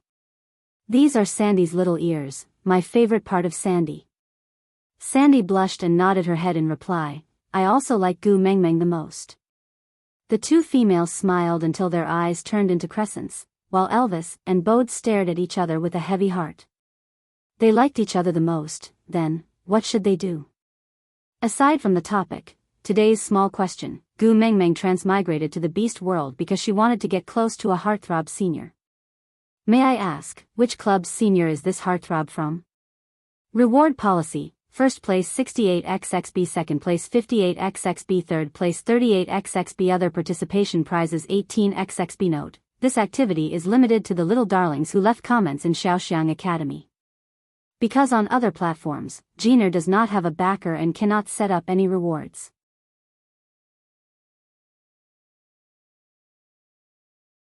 Chapter 115.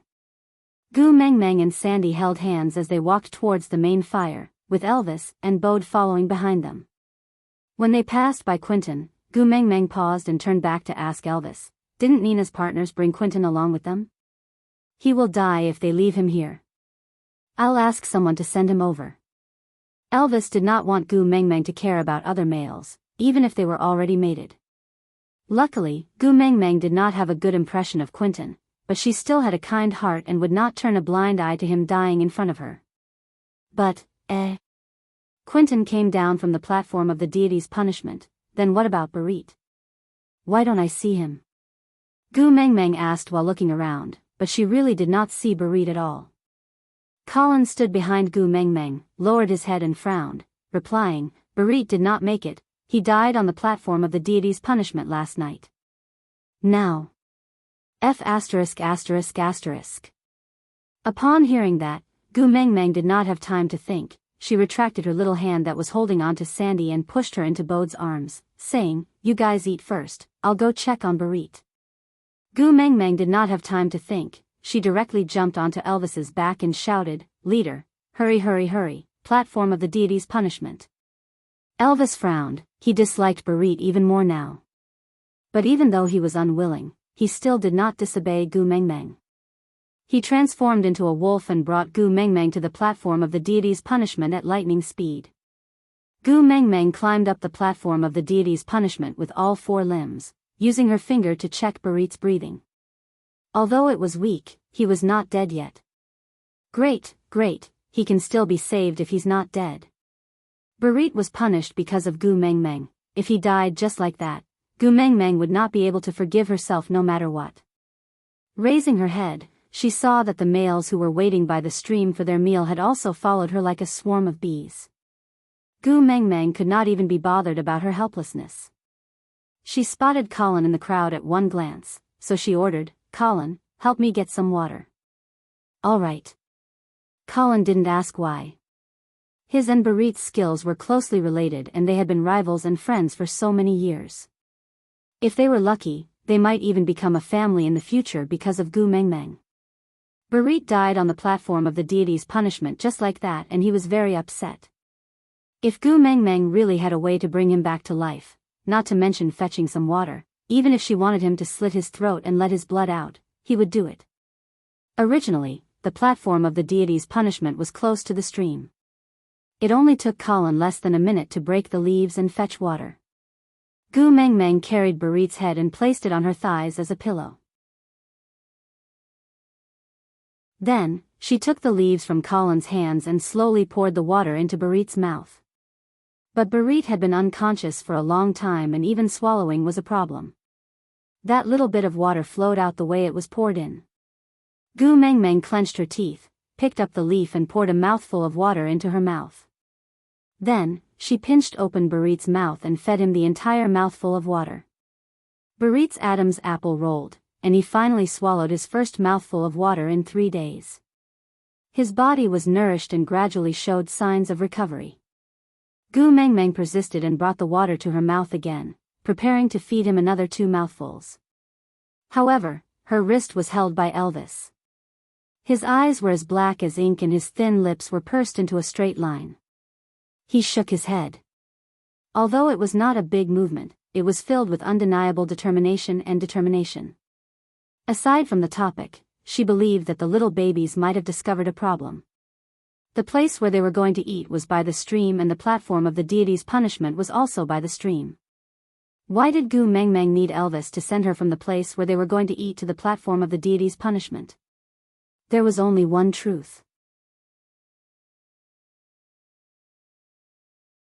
Chapter 116. Elvis pulled Gu Mengmeng back into his arms and looked down at Barit from above. He casually took a deer that had just stopped breathing and had yet to be cleaned from the hands of a male. He aimed the blood vessel of the deer at Barit's mouth and let the warm blood flow down Barit's throat, nourishing his body. Barit rolled his eyes and forced his dry eyes open. When he saw that figure in a hazy state, the corners of his lips could not help but curve upwards. Gu Mengmeng, yes, I'm here. Gu Mengmeng wanted to struggle out of Elvis's arms, but Elvis's arms did not budge at all like they were made of steel, not letting her struggle at all. Gu Mengmeng had no choice but to give up struggling. She stared at Barit helplessly and said, "Why are you so silly? I told you to kneel for 3 days and 3 nights, and you're really going to kneel? This stubborn fellow, if he loses his life, he'll lose everything. As long as you are safe, my life is nothing." With every word Barit said, his throat felt as if it was being cut by a knife. However, this kind of pain made him feel exceptionally blissful. He thanked the beast deity for taking pity on him and fulfilling his last wish. He would use the rest of his life to protect Gu Mengmeng.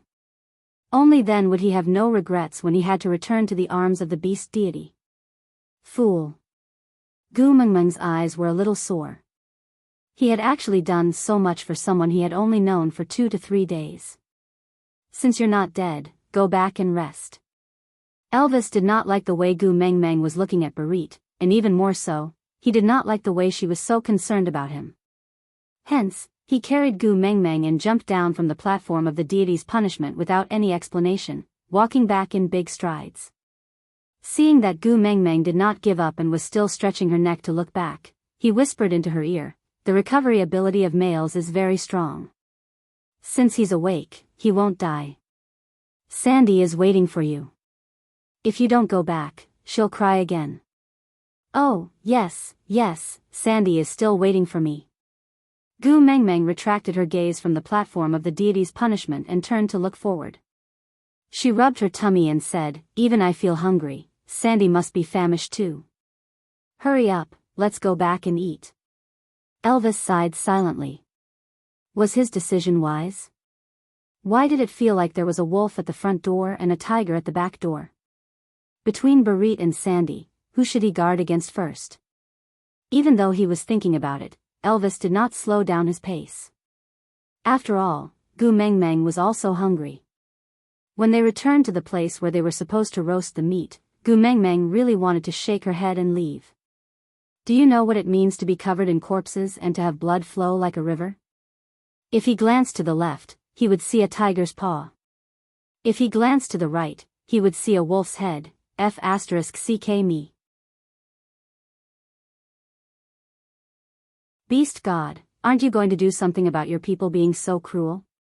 What happened? Elvis's gaze circled around Gu Mengmeng, so he naturally did not miss out on her aggrieved expression.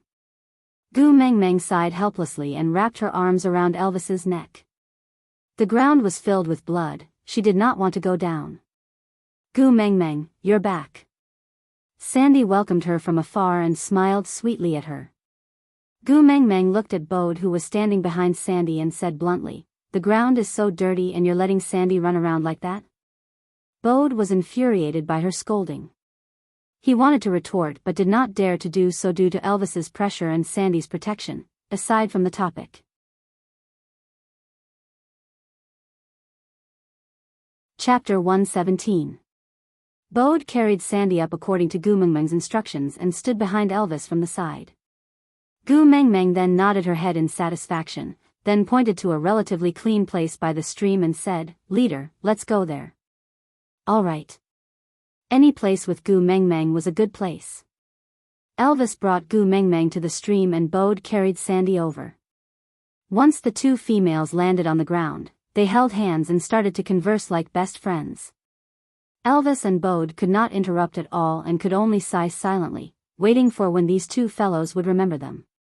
Growl growl. Sandy's stomach growled and Gu Mengmeng then remembered that they had not eaten yet. She smiled and said, "Leader, help me start a fire here. Bode, bring over 2 fishes that Elvis and Leah caught just now." Bode clenched his teeth but did not dare to bare his teeth at Gu Mengmeng. Sullenly, he followed Gu Mengmeng's instructions. Elvis started a fire a few times and could be said to be very familiar with it now. Not long later, a small, warm fire was started. Gu Mengmeng took over the big fish that Bode brought over and used a thin stone she picked up from the river to scrape off the fish's scales. She borrowed Elvis's sharp claws to cut open the fish's stomach and took out all the internal organs before throwing them away. Then, she washed the fish in the stream and used the branches that Elvis had prepared earlier to skewer the fish using the cross-fixation method and roast it slowly over the fire. The aroma of the fish became stronger as time went by. Sandy, who had a look of disdain, could not help but swallow her saliva. She had already asked Gu Mengmeng 8 times, "Can we eat now?" Gu Mengmeng pretended to be mysterious and said, "Almost done, but we still lack a secret weapon." "What is it?" Sandy could not help but become nervous and lowered her voice. The way the two of them spoke was like an underground gang meeting. However, to males with exceptional hearing, they really did not need to do so because they could still hear clearly. Gu Mengmeng hooked her finger and asked Sandy to come closer. Sandy naturally did as she was told. Gu Mengmeng whispered into Sandy's ear, "Yellow gravy." Eh. Sandy had thought that Gu Mengmeng wanted the yellow gravy to roast the rabbits. Although Gu Mengmeng had brought back a lot of yellow gravy, no one managed to hunt any rabbits today and was still feeling regretful. Who would have thought that this water shuttle could also be roasted with yellow gravy? Too unexpected, too pleasantly surprised. Bode, hurry, bring the yellow sauce that Gu Mengmeng brought back, bring all of it over. Finally, Bode was so touched that he was about to cry. After a whole day, he finally got an order. It was from Sandy. They had been ordered around by Gu Mengmeng for an entire day, and now they could finally be ordered around by their own females. You guys don't understand this kind of happiness. Bode had not walked far when Colin walked over with all the yellow gravy he had gotten today and all the yellow gravy that the males in the tribe had contributed to coax Gu Mengmeng. Gu Mengmeng chuckled. I don't need so much. Share it with everyone. Everyone here will have a share. Let's all have a taste. How can we do that? This precious yellow gravy is not even enough for the females. How are the males going to eat it? Colin looked at the yellow gravy in his hands and felt his heart ache. Although he had used Gu Mengmeng's method and obtained it successfully this time, it was hard to guarantee that it would be the same next time. If it was given to the males, what would Gu Mengmeng eat? Aside from the topic, come, today's small question. What is the prototype of Daddy Leah? Reward policy, first place, 68xxb second place, 58xxb third place, 38xxb other participation prizes, 18xxb note.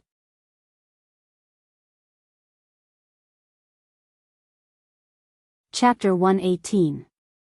The sexism in the beast world was really deeply rooted. Looking at the males standing behind Colin nodding their heads in agreement, Gu Mengmeng did not know whether to laugh or cry. Dusting off her hands and standing up, Gu Mengmeng nodded her head and said, although the yellow gravy is precious, it's not something rare. As long as you guys can help me find the nest of the yellow needle insects, I can guarantee an unlimited supply of yellow gravy from Saint Nazir. Just one thing, it doesn't matter how much you eat, but you can't waste it. If it was in the past, Gu Mengmeng's words would only be treated as a willful little female spouting nonsense.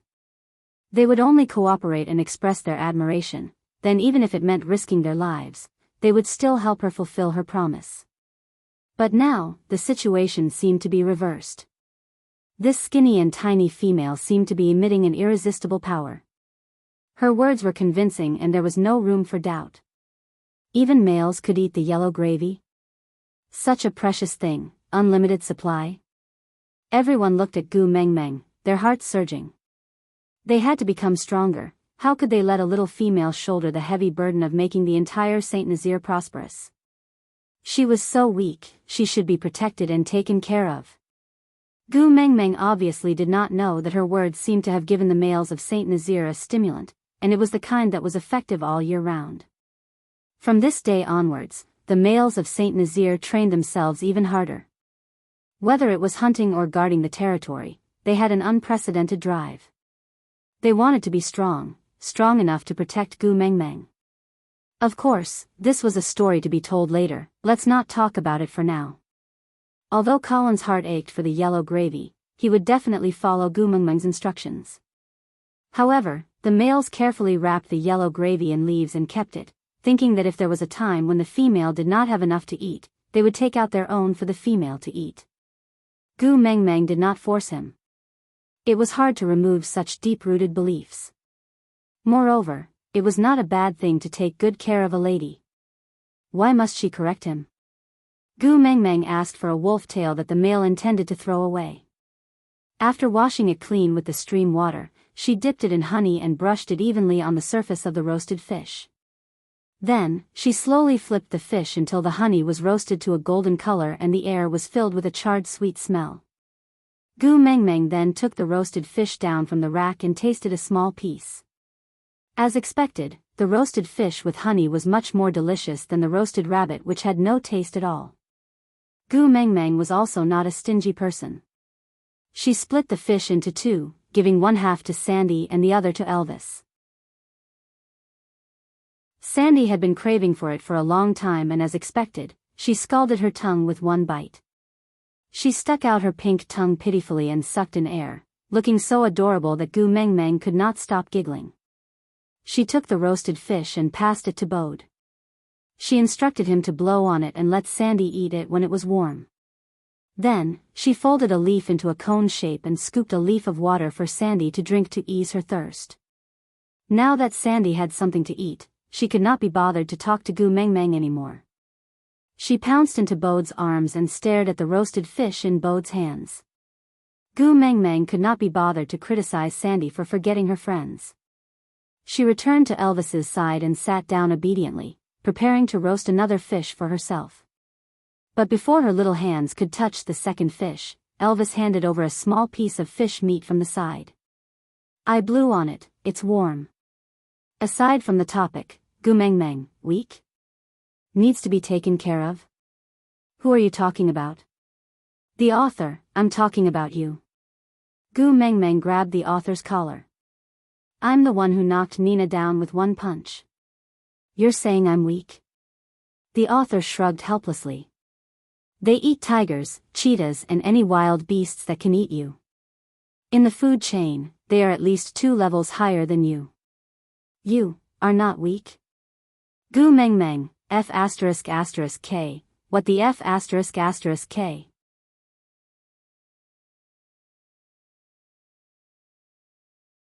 Chapter 119. Gu Mengmeng felt a warmth in her heart. She opened her mouth with a smile and swallowed the fish that Elvis sent to her mouth. The temperature was just right and the fish bones had already been picked out. Leader was actually such a meticulous person. Elvis felt a warmth in his heart when he saw Gu Mengmeng eating contentedly. Luckily, she was willing to give him a chance to take care of her. Maybe he was just overthinking when he said, we. Gu Mengmeng allowed Elvis to feed her while she swiftly processed the second fish.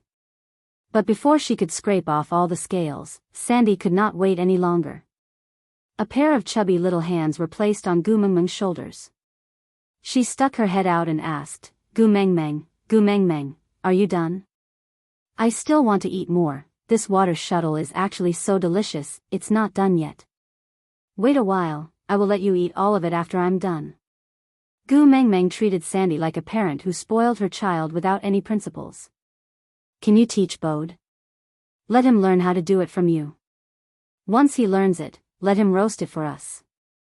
Although Sandy was greedy, her heart ached for Gu Mengmeng's little hands. They must be cold after soaking in the water for such a long time. And even though this water shuttle became extremely delicious after being roasted by Gu Mengmeng's little hands, it still smelled terrible when processed.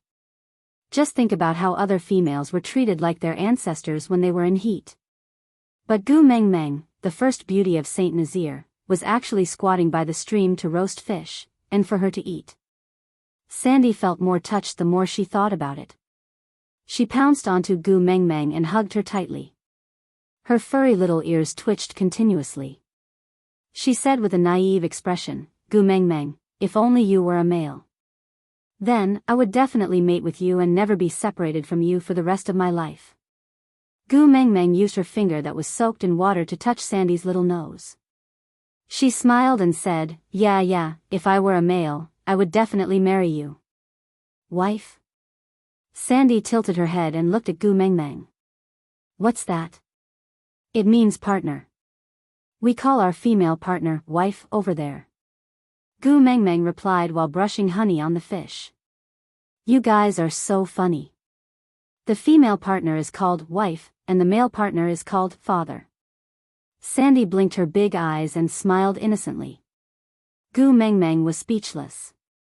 She sneaked a glance at Elvis, who looked unhappy, and hurriedly explained, Daddy means father, not male partner.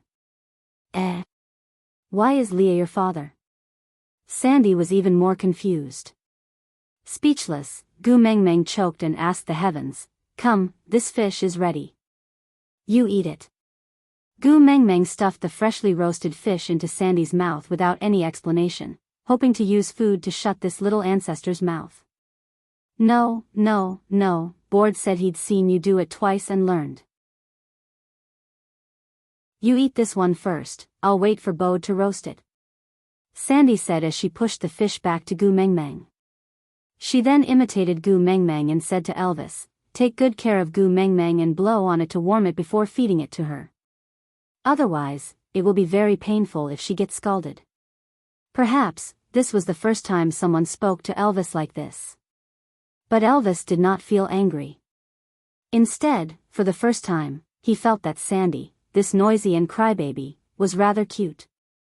On the other hand, Sandy, who only dared to be a little presumptuous because Gu Mengmeng was around, felt her legs turn to jelly after she finished speaking. She turned around and ran back to Board's side to wait for the fish. Wife means female partner. Then, is the male partner called leader? Elvis's voice was as light as the spring breeze, but in Gu Mengmeng's ears, it sounded like thunder on the ground. Damn! How could she explain? Aside from the topic, replying to QQ reading, enough 2 scarves, question yes, Gu Mengmeng's weight was 60 kilograms. The reference was the shameless author himself. I was 172 kilograms tall and 51 kilograms at my slimmest. My friends thought I was a drug addict when they saw me, so they dragged me along to preach the correct values of life. After that, I gained some weight and my weight was around 55 kilograms to 58 kilograms. Only then did I look more normal and my complexion became better.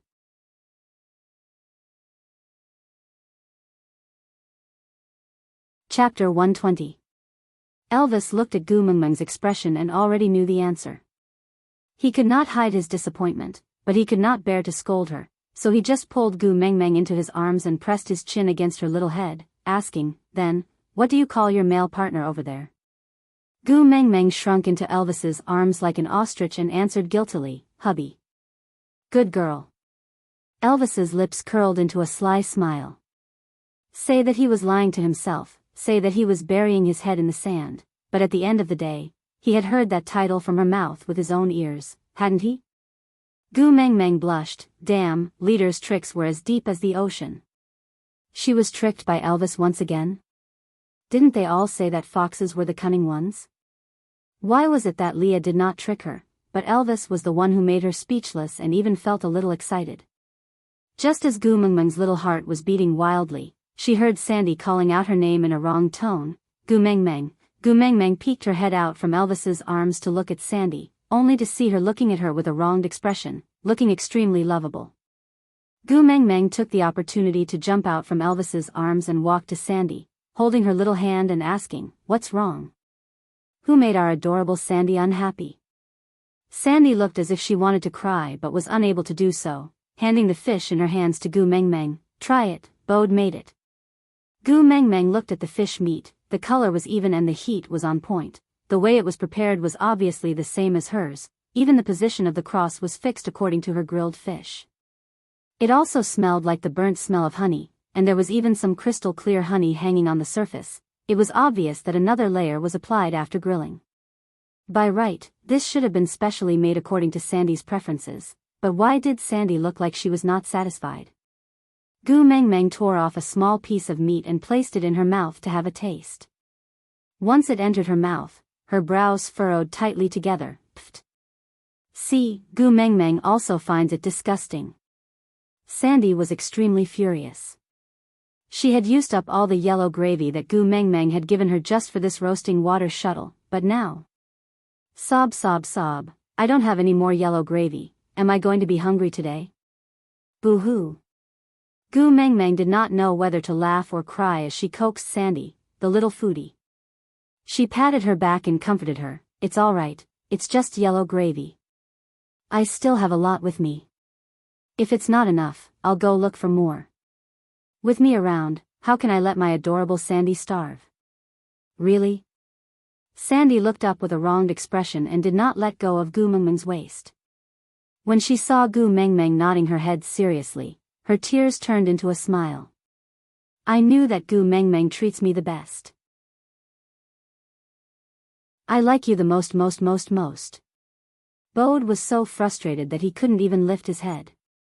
He had clearly followed Sandy's instructions, so why did she not like the things he made? They looked exactly the same. Gu Mengmeng didn't expose him. She just passed the fish Bode roasted to him and said, food cannot be wasted, you should eat it. Bode understood that Gu Mengmeng wanted him to taste the problem himself, so he didn't refuse and took a bite of the fish. The moment the meat entered his mouth, Bode's brows furrowed together. You clearly added a lot of yellow gravy, but why is it bitter? Aside from the topic, today is the last day of the PK.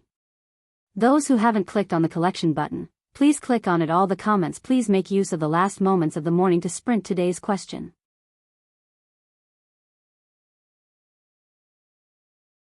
Chapter 121.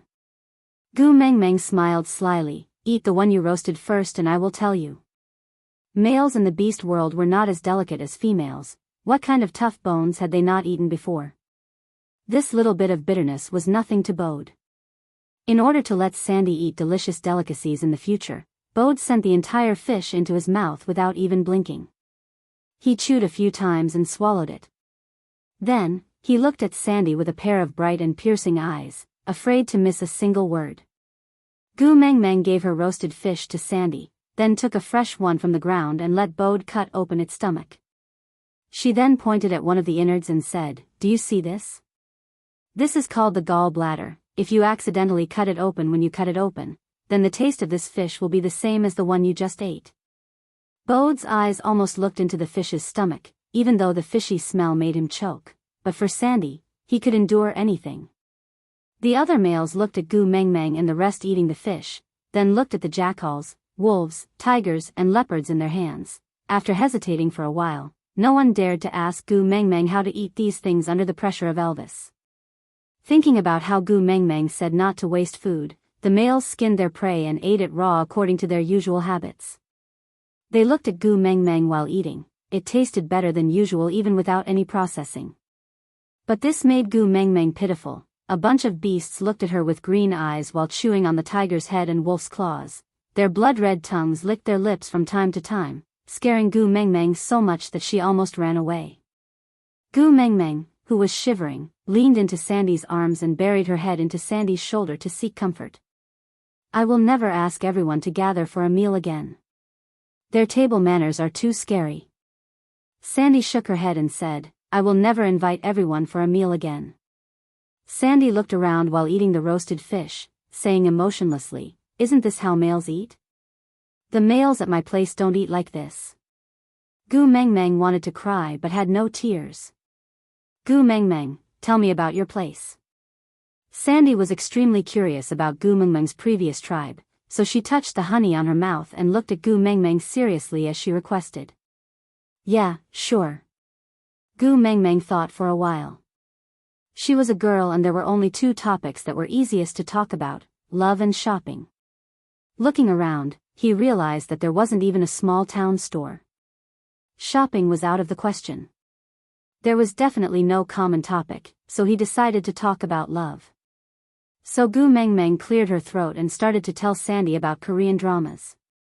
Of course, she automatically replaced the male and female protagonists in the story with male and female, and the story she told originated from Descendants of the Sun. Gu Mengmeng held Sandy's little hand and looked into her eyes with deep affection. She asked in a tender voice, "Regarding kissing you without permission, should I confess or apologize?" Sandy clasped her hands in front of her chest and took a deep breath. She shrugged her round little shoulders and nodded like a chick pecking rice. She wanted to express something, but she realized that her vocabulary was limited by her imagination. This is too much. How can you kiss a female without permission? Moreover, he actually left the female alone at the rendezvous? This kind of male is too useless. Before Sandy could arrange a word to express the emotions in her heart, the meal had already been finished. The males who had transformed into humans had already gathered in a circle, each of them sitting around Gu Mengmeng to listen to her story, as if they were watching old movies in the old countryside. Aside from the topic.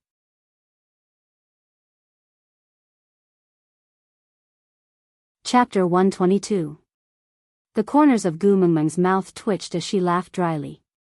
The biggest generation gap in the world was not from the present to the past, nor was it the fact that you did not know that I loved you when I was right in front of you. It was the gender gap. It was said that the difference between a man's chromosome and a woman's was even bigger than the difference between a man and a gorilla. In the past, Gu Mengmeng thought that it was nonsense, but now, she believed it. Sandy had obviously become Jean's fangirl through the passage of time, so she protested, "What do you know? The tribe is in danger. Do you still want to continue the date and not protect the tribe?" The male who raised the question shrunk his neck, obviously not willing to make Sandy unhappy, so he hurriedly explained, "What I mean is, that male left the female alone at the dating spot and ran back to protect the tribe. What if the female is in danger? When there is no one around to protect her, how can he leave the female alone outside? Especially when the tribe is under attack. Before this male finished his sentence, another male followed up, yeah, if Saint Nazir is under attack, we will also fight to the death and be willing to sacrifice our lives to protect the tribe. But the aim of protecting the tribe is to not let the females be harmed, so every time a male has a female in his family, he will leave at least half of the males to protect his own female. For females like Sandy who only have 6 males, the tribe will send more powerful males to join in the protection ranks. Leaving the female alone in a dangerous environment, this male really should not have done it. Hearing that, Sandy was also a little confused. She turned around to look at Gu Mengmeng and asked, then why did you see Jean leave Kong Moi Ian alone? Could it be to protect the other females in the tribe?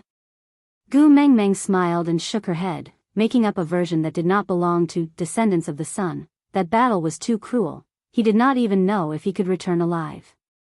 If he brought Kong Moi Ian along, wouldn't it be equivalent to bringing her into danger too? Instead of dying together, wouldn't it be better to let one of them escape and survive? This question caused the entire place to sink into silence. This seemed to be a question that they had never thought of before because the rules in the beast world were very simple. Attack or defend, win or lose. There was only life and death, success or failure. There was no option to send the females away first. But if they really met an opponent with a great disparity in strength, and even Elvis and Leah could not withstand a single blow from the enemy, then they could send the tribe's females away first, and come back to fight with their lives on the line, buying more time for them to escape. As long as they could escape to any tribe, they would be well taken care of. That way. Elvis, however, felt a tug in his heart.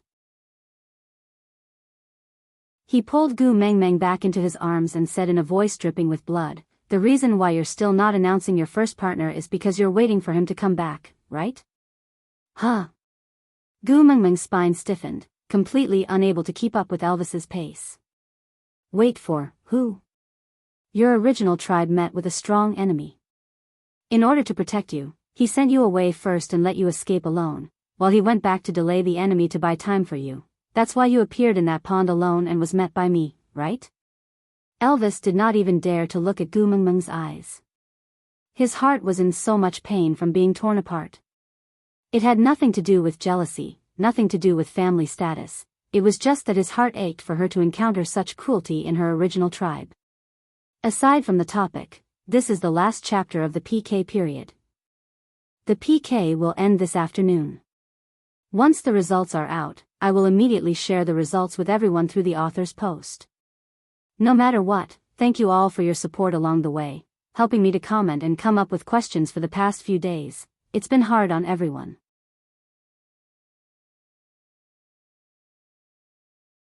Chapter 123. This is what you wanted to tell me just now, right? Elvis pressed Gu Mengmeng against his chest and hugged her tightly. He felt that this was the only way to soothe the burning pain in his chest. It's all right. From today onwards, I will protect you and take care of you. I will not let you suffer any harm, even if I have to sacrifice my life. If one day, he comes, I can give up the position of first partner to him. Gu Mengmeng did not know whether to laugh or cry. She did not expect that one day, she and Yu Sijin would form a couple. This was simply a beautiful bubbling joke. No, leader, you've misunderstood. This is someone else's story. I've already said that the female lead is called Kong Moi Ian, not Gu Mengmeng. Your understanding really makes one's heart ache. These few days, you looked like you had a lot on your mind, it must be because of this. Elvis's words were not a question, but a statement. In his heart, he had already confirmed that Gu Mengmeng was the female lead in the story she told. Especially when he thought of how she cried during her coming-of-age ceremony, he was even more certain that she cried then because the male called Yu Sijin did not come. If she really hoped that Yu Sijin would guard the tower for her, then the position of first partner would naturally not belong to him, Elvis. No wonder she had always been vague and refused to publicly acknowledge him as the first partner. So, this position was left for that person. The more he thought about it, the more Elvis's heart ached. He hated himself for not meeting her earlier.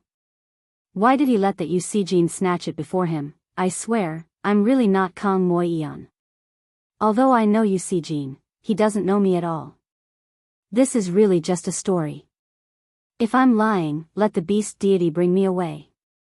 Gu Mengmeng finished her sentence in one breath, then took a deep breath and said, and leader, if you don't let go, my waist will be broken by you.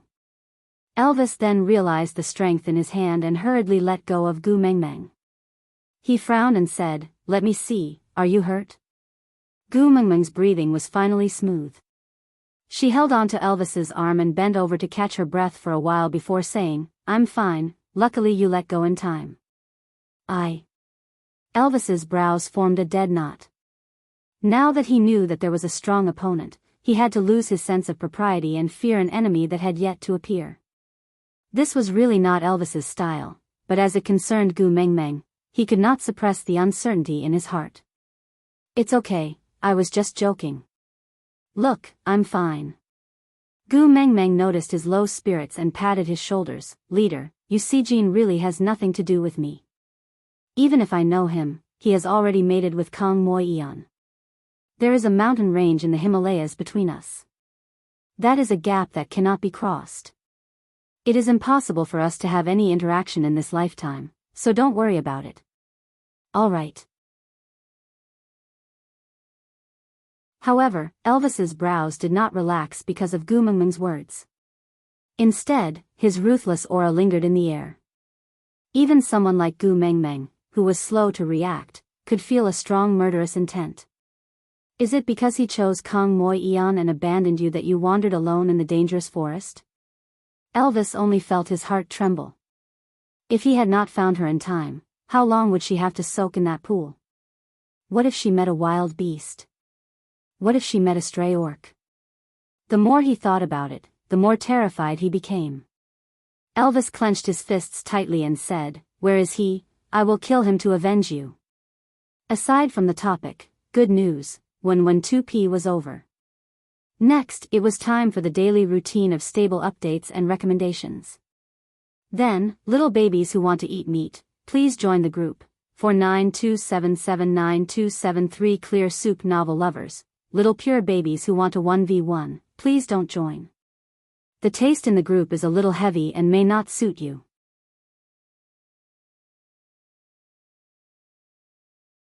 Chapter 124. Gu Mengmeng was dumbfounded and only understood what was going on after a long while. She immediately rolled on the ground and burst into laughter, so much so that a pig squealed. Elvis was a little dazed by her laughter, but his anger gradually dissipated with her laughter.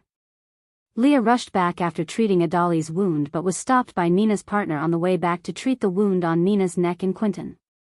Leah could tell that Nina's injury was caused by Elvis at first glance. In the past, no matter how angry he was, he had never really hurt a female. This time, he was forced to the point that he could not hold it in anymore. Nina must have provoked Gu Mengmeng. Thinking about this, Leah secretly added some yellow root into the medicine that he applied on Nina. Seeing Nina crying out from the spiciness, Leah just smiled like a deity and thought to himself, serves you right for provoking my Gu Mengmeng. But after he finished, Leah was stunned again. He actually intervened in the affairs between females? And in such a childish way? Gu Mengmeng's influence was really not to be underestimated. Thinking about this, Leah wanted to return to Gu Mengmeng's side even more. Even if they had not mated yet, his instincts told him that being by her side was his home. When he rushed back, he saw Gu Mengmeng rolling on the ground while laughing so hard that she could not straighten her back. He did not even know what she was laughing about, but the corners of his lips curled up on his own accord and his gaze turned soft like a puddle of water. Leah walked to Gu Mengmeng's side and carried her up from the ground. He patted the dirt off her while saying, "What made you laugh like this? Tell me about it too." Daddy Leah. Gu Mengmeng's cheeks were sore from laughing so much that she barely stopped her exaggerated laughter when she saw Leah. She held on to Lee's shoulders and said while shaking her shoulders to hold back her laughter, "Leader thinks that I have an affair with Jean and is going to silence me now." Leah raised his brows and savored this name that he had never heard before. Jean? Yeah. Gu Mengmeng still could not hold it in. The more she wanted to stop laughing, the more she wanted to laugh. She turned into vibrating mode in Lee's arms. Leah looked at Elvis and said gently, "Together?" Pfft. Finally, Gu Mengmeng burst out in laughter once again. The entire sky above Saint Nazaire reverberated with her laughter, ha ha ha ha. When Gu Mengmeng was finally done laughing, she forcefully waved her hands and said, "What do I have to say to make you believe that this is really just a story? It has nothing to do with me." Elvis and Leah exchanged glances before nodding. "As long as you say it, we will believe you." No matter how suspicious they were, even if Jean appeared before their eyes, as long as Gu Mengmeng said no, they would believe it. Gu Mengmeng shook her head and sighed. It was obvious that the two of them did not believe her but were stubborn. But it couldn't be helped. You could never wake someone who was pretending to be asleep, could you? As long as you believe me, as long as you believe me. Gu Mengmeng thought that time would prove everything. Since she could not explain to them what a television series was, she could only let time dilute everything. After a while, when the legendary Jean did not appear, they would naturally forget about it. Gu Mengmeng jumped down from Lee's arms and prepared to roast another fish for Leah to eat. But the moment she pulled Lee's hand, she smelled a familiar scent. Gu Mengmeng stared at Leah with her innocent and clear doe-like eyes. She raised his wrist and asked, "Daddy Leah, hurry, tell me, what did you touch just now?" Aside from the topic, thank you to the little baby from Xiaoxiang Academy, obedient 54264 Lei, for sending flowers during the PK period in reply to QQ reading, so we all understand our own fate. Baby, I saw your answers and they were all correct. This proves that you are a little baby who reads novels seriously. But I don't have a backend at QQ reading, so I can't set up a reward. I'll give you a love hug as compensation in reply to QQ reading. Gueku, Lee's original form is a snow fox and has nothing to do with unicorns.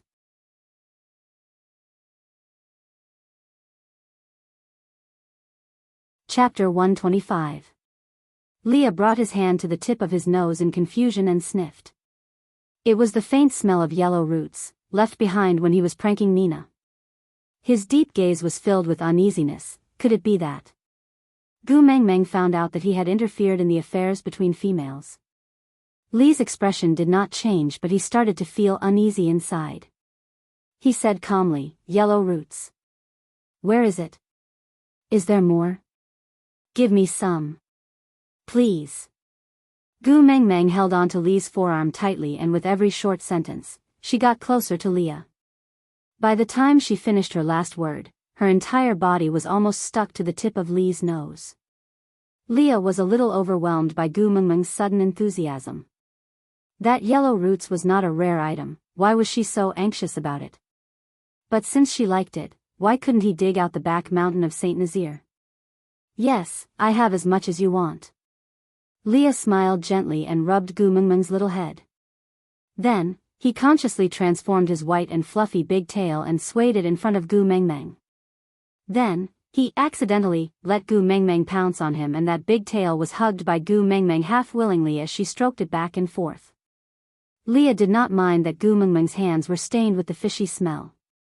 He just watched her play with indulgence and pampering while building a new fire by the stream with Elvis. Then, Elvis handled the raw fish while explaining Gu Mengmeng's method to Leah. Leah referred to Bode's diligent roasting process at the side, and combined with Elvis's description, he tried to roast a fish. He tore a small piece of fish meat and sent it into his mouth. Yeah, there was no strange taste, so it could be given to Gu Mengmeng. "Gu Mengmeng, come, open your mouth." Leah blew a small piece of meat without the fish bones until it was warm and sent it to Gu Mengmeng's mouth, who was having a great time playing with a tail. Gu Mengmeng opened her mouth obediently. Once the fish meat entered her mouth, Gu Mengmeng's eyes lit up and her innocent big eyes were filled with surprise. She looked at Leah and praised, "Daddy Leah, you're really a master chef. This fish is crispy on the outside and tender on the inside. The combination of the honey and the fish is just right. It's the best in the world." If not for the fact that she was hugging Big Tail and had no time, Gu Mengmeng really wanted to give Leah 10086 likes. Leah especially enjoyed Gu Mengmeng's exaggerated praise. No matter how many times he heard it, he would always enjoy it. So, he handed the roasted fish to Elvis and let him feed Gu Mengmeng, while he turned around to deal with the second fish. His Mengmeng was really too skinny. Since it was what she liked to eat, he would prepare more for her. She had to admit that Li's hands were really fast.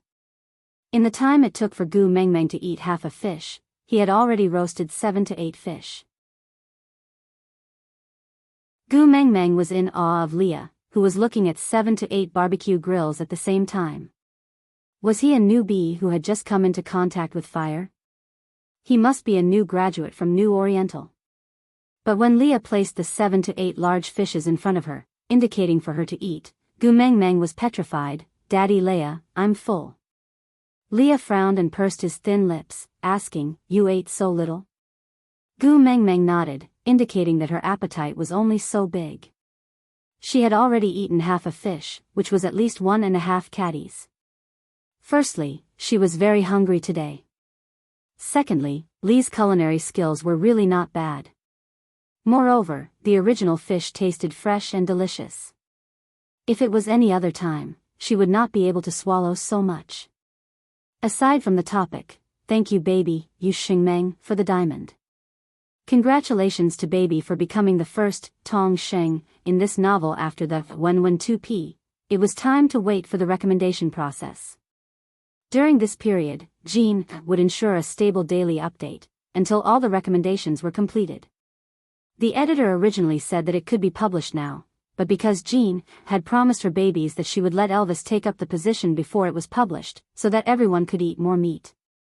So after discussing with the editor, the result was an inverted V of 300,000 words for this novel. So here comes the problem.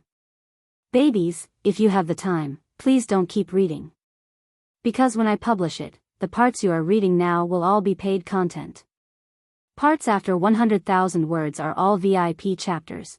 You're tuning into the Romantic Tales YouTube channel. Don't forget to subscribe and join us on this journey to catch the most captivating stories.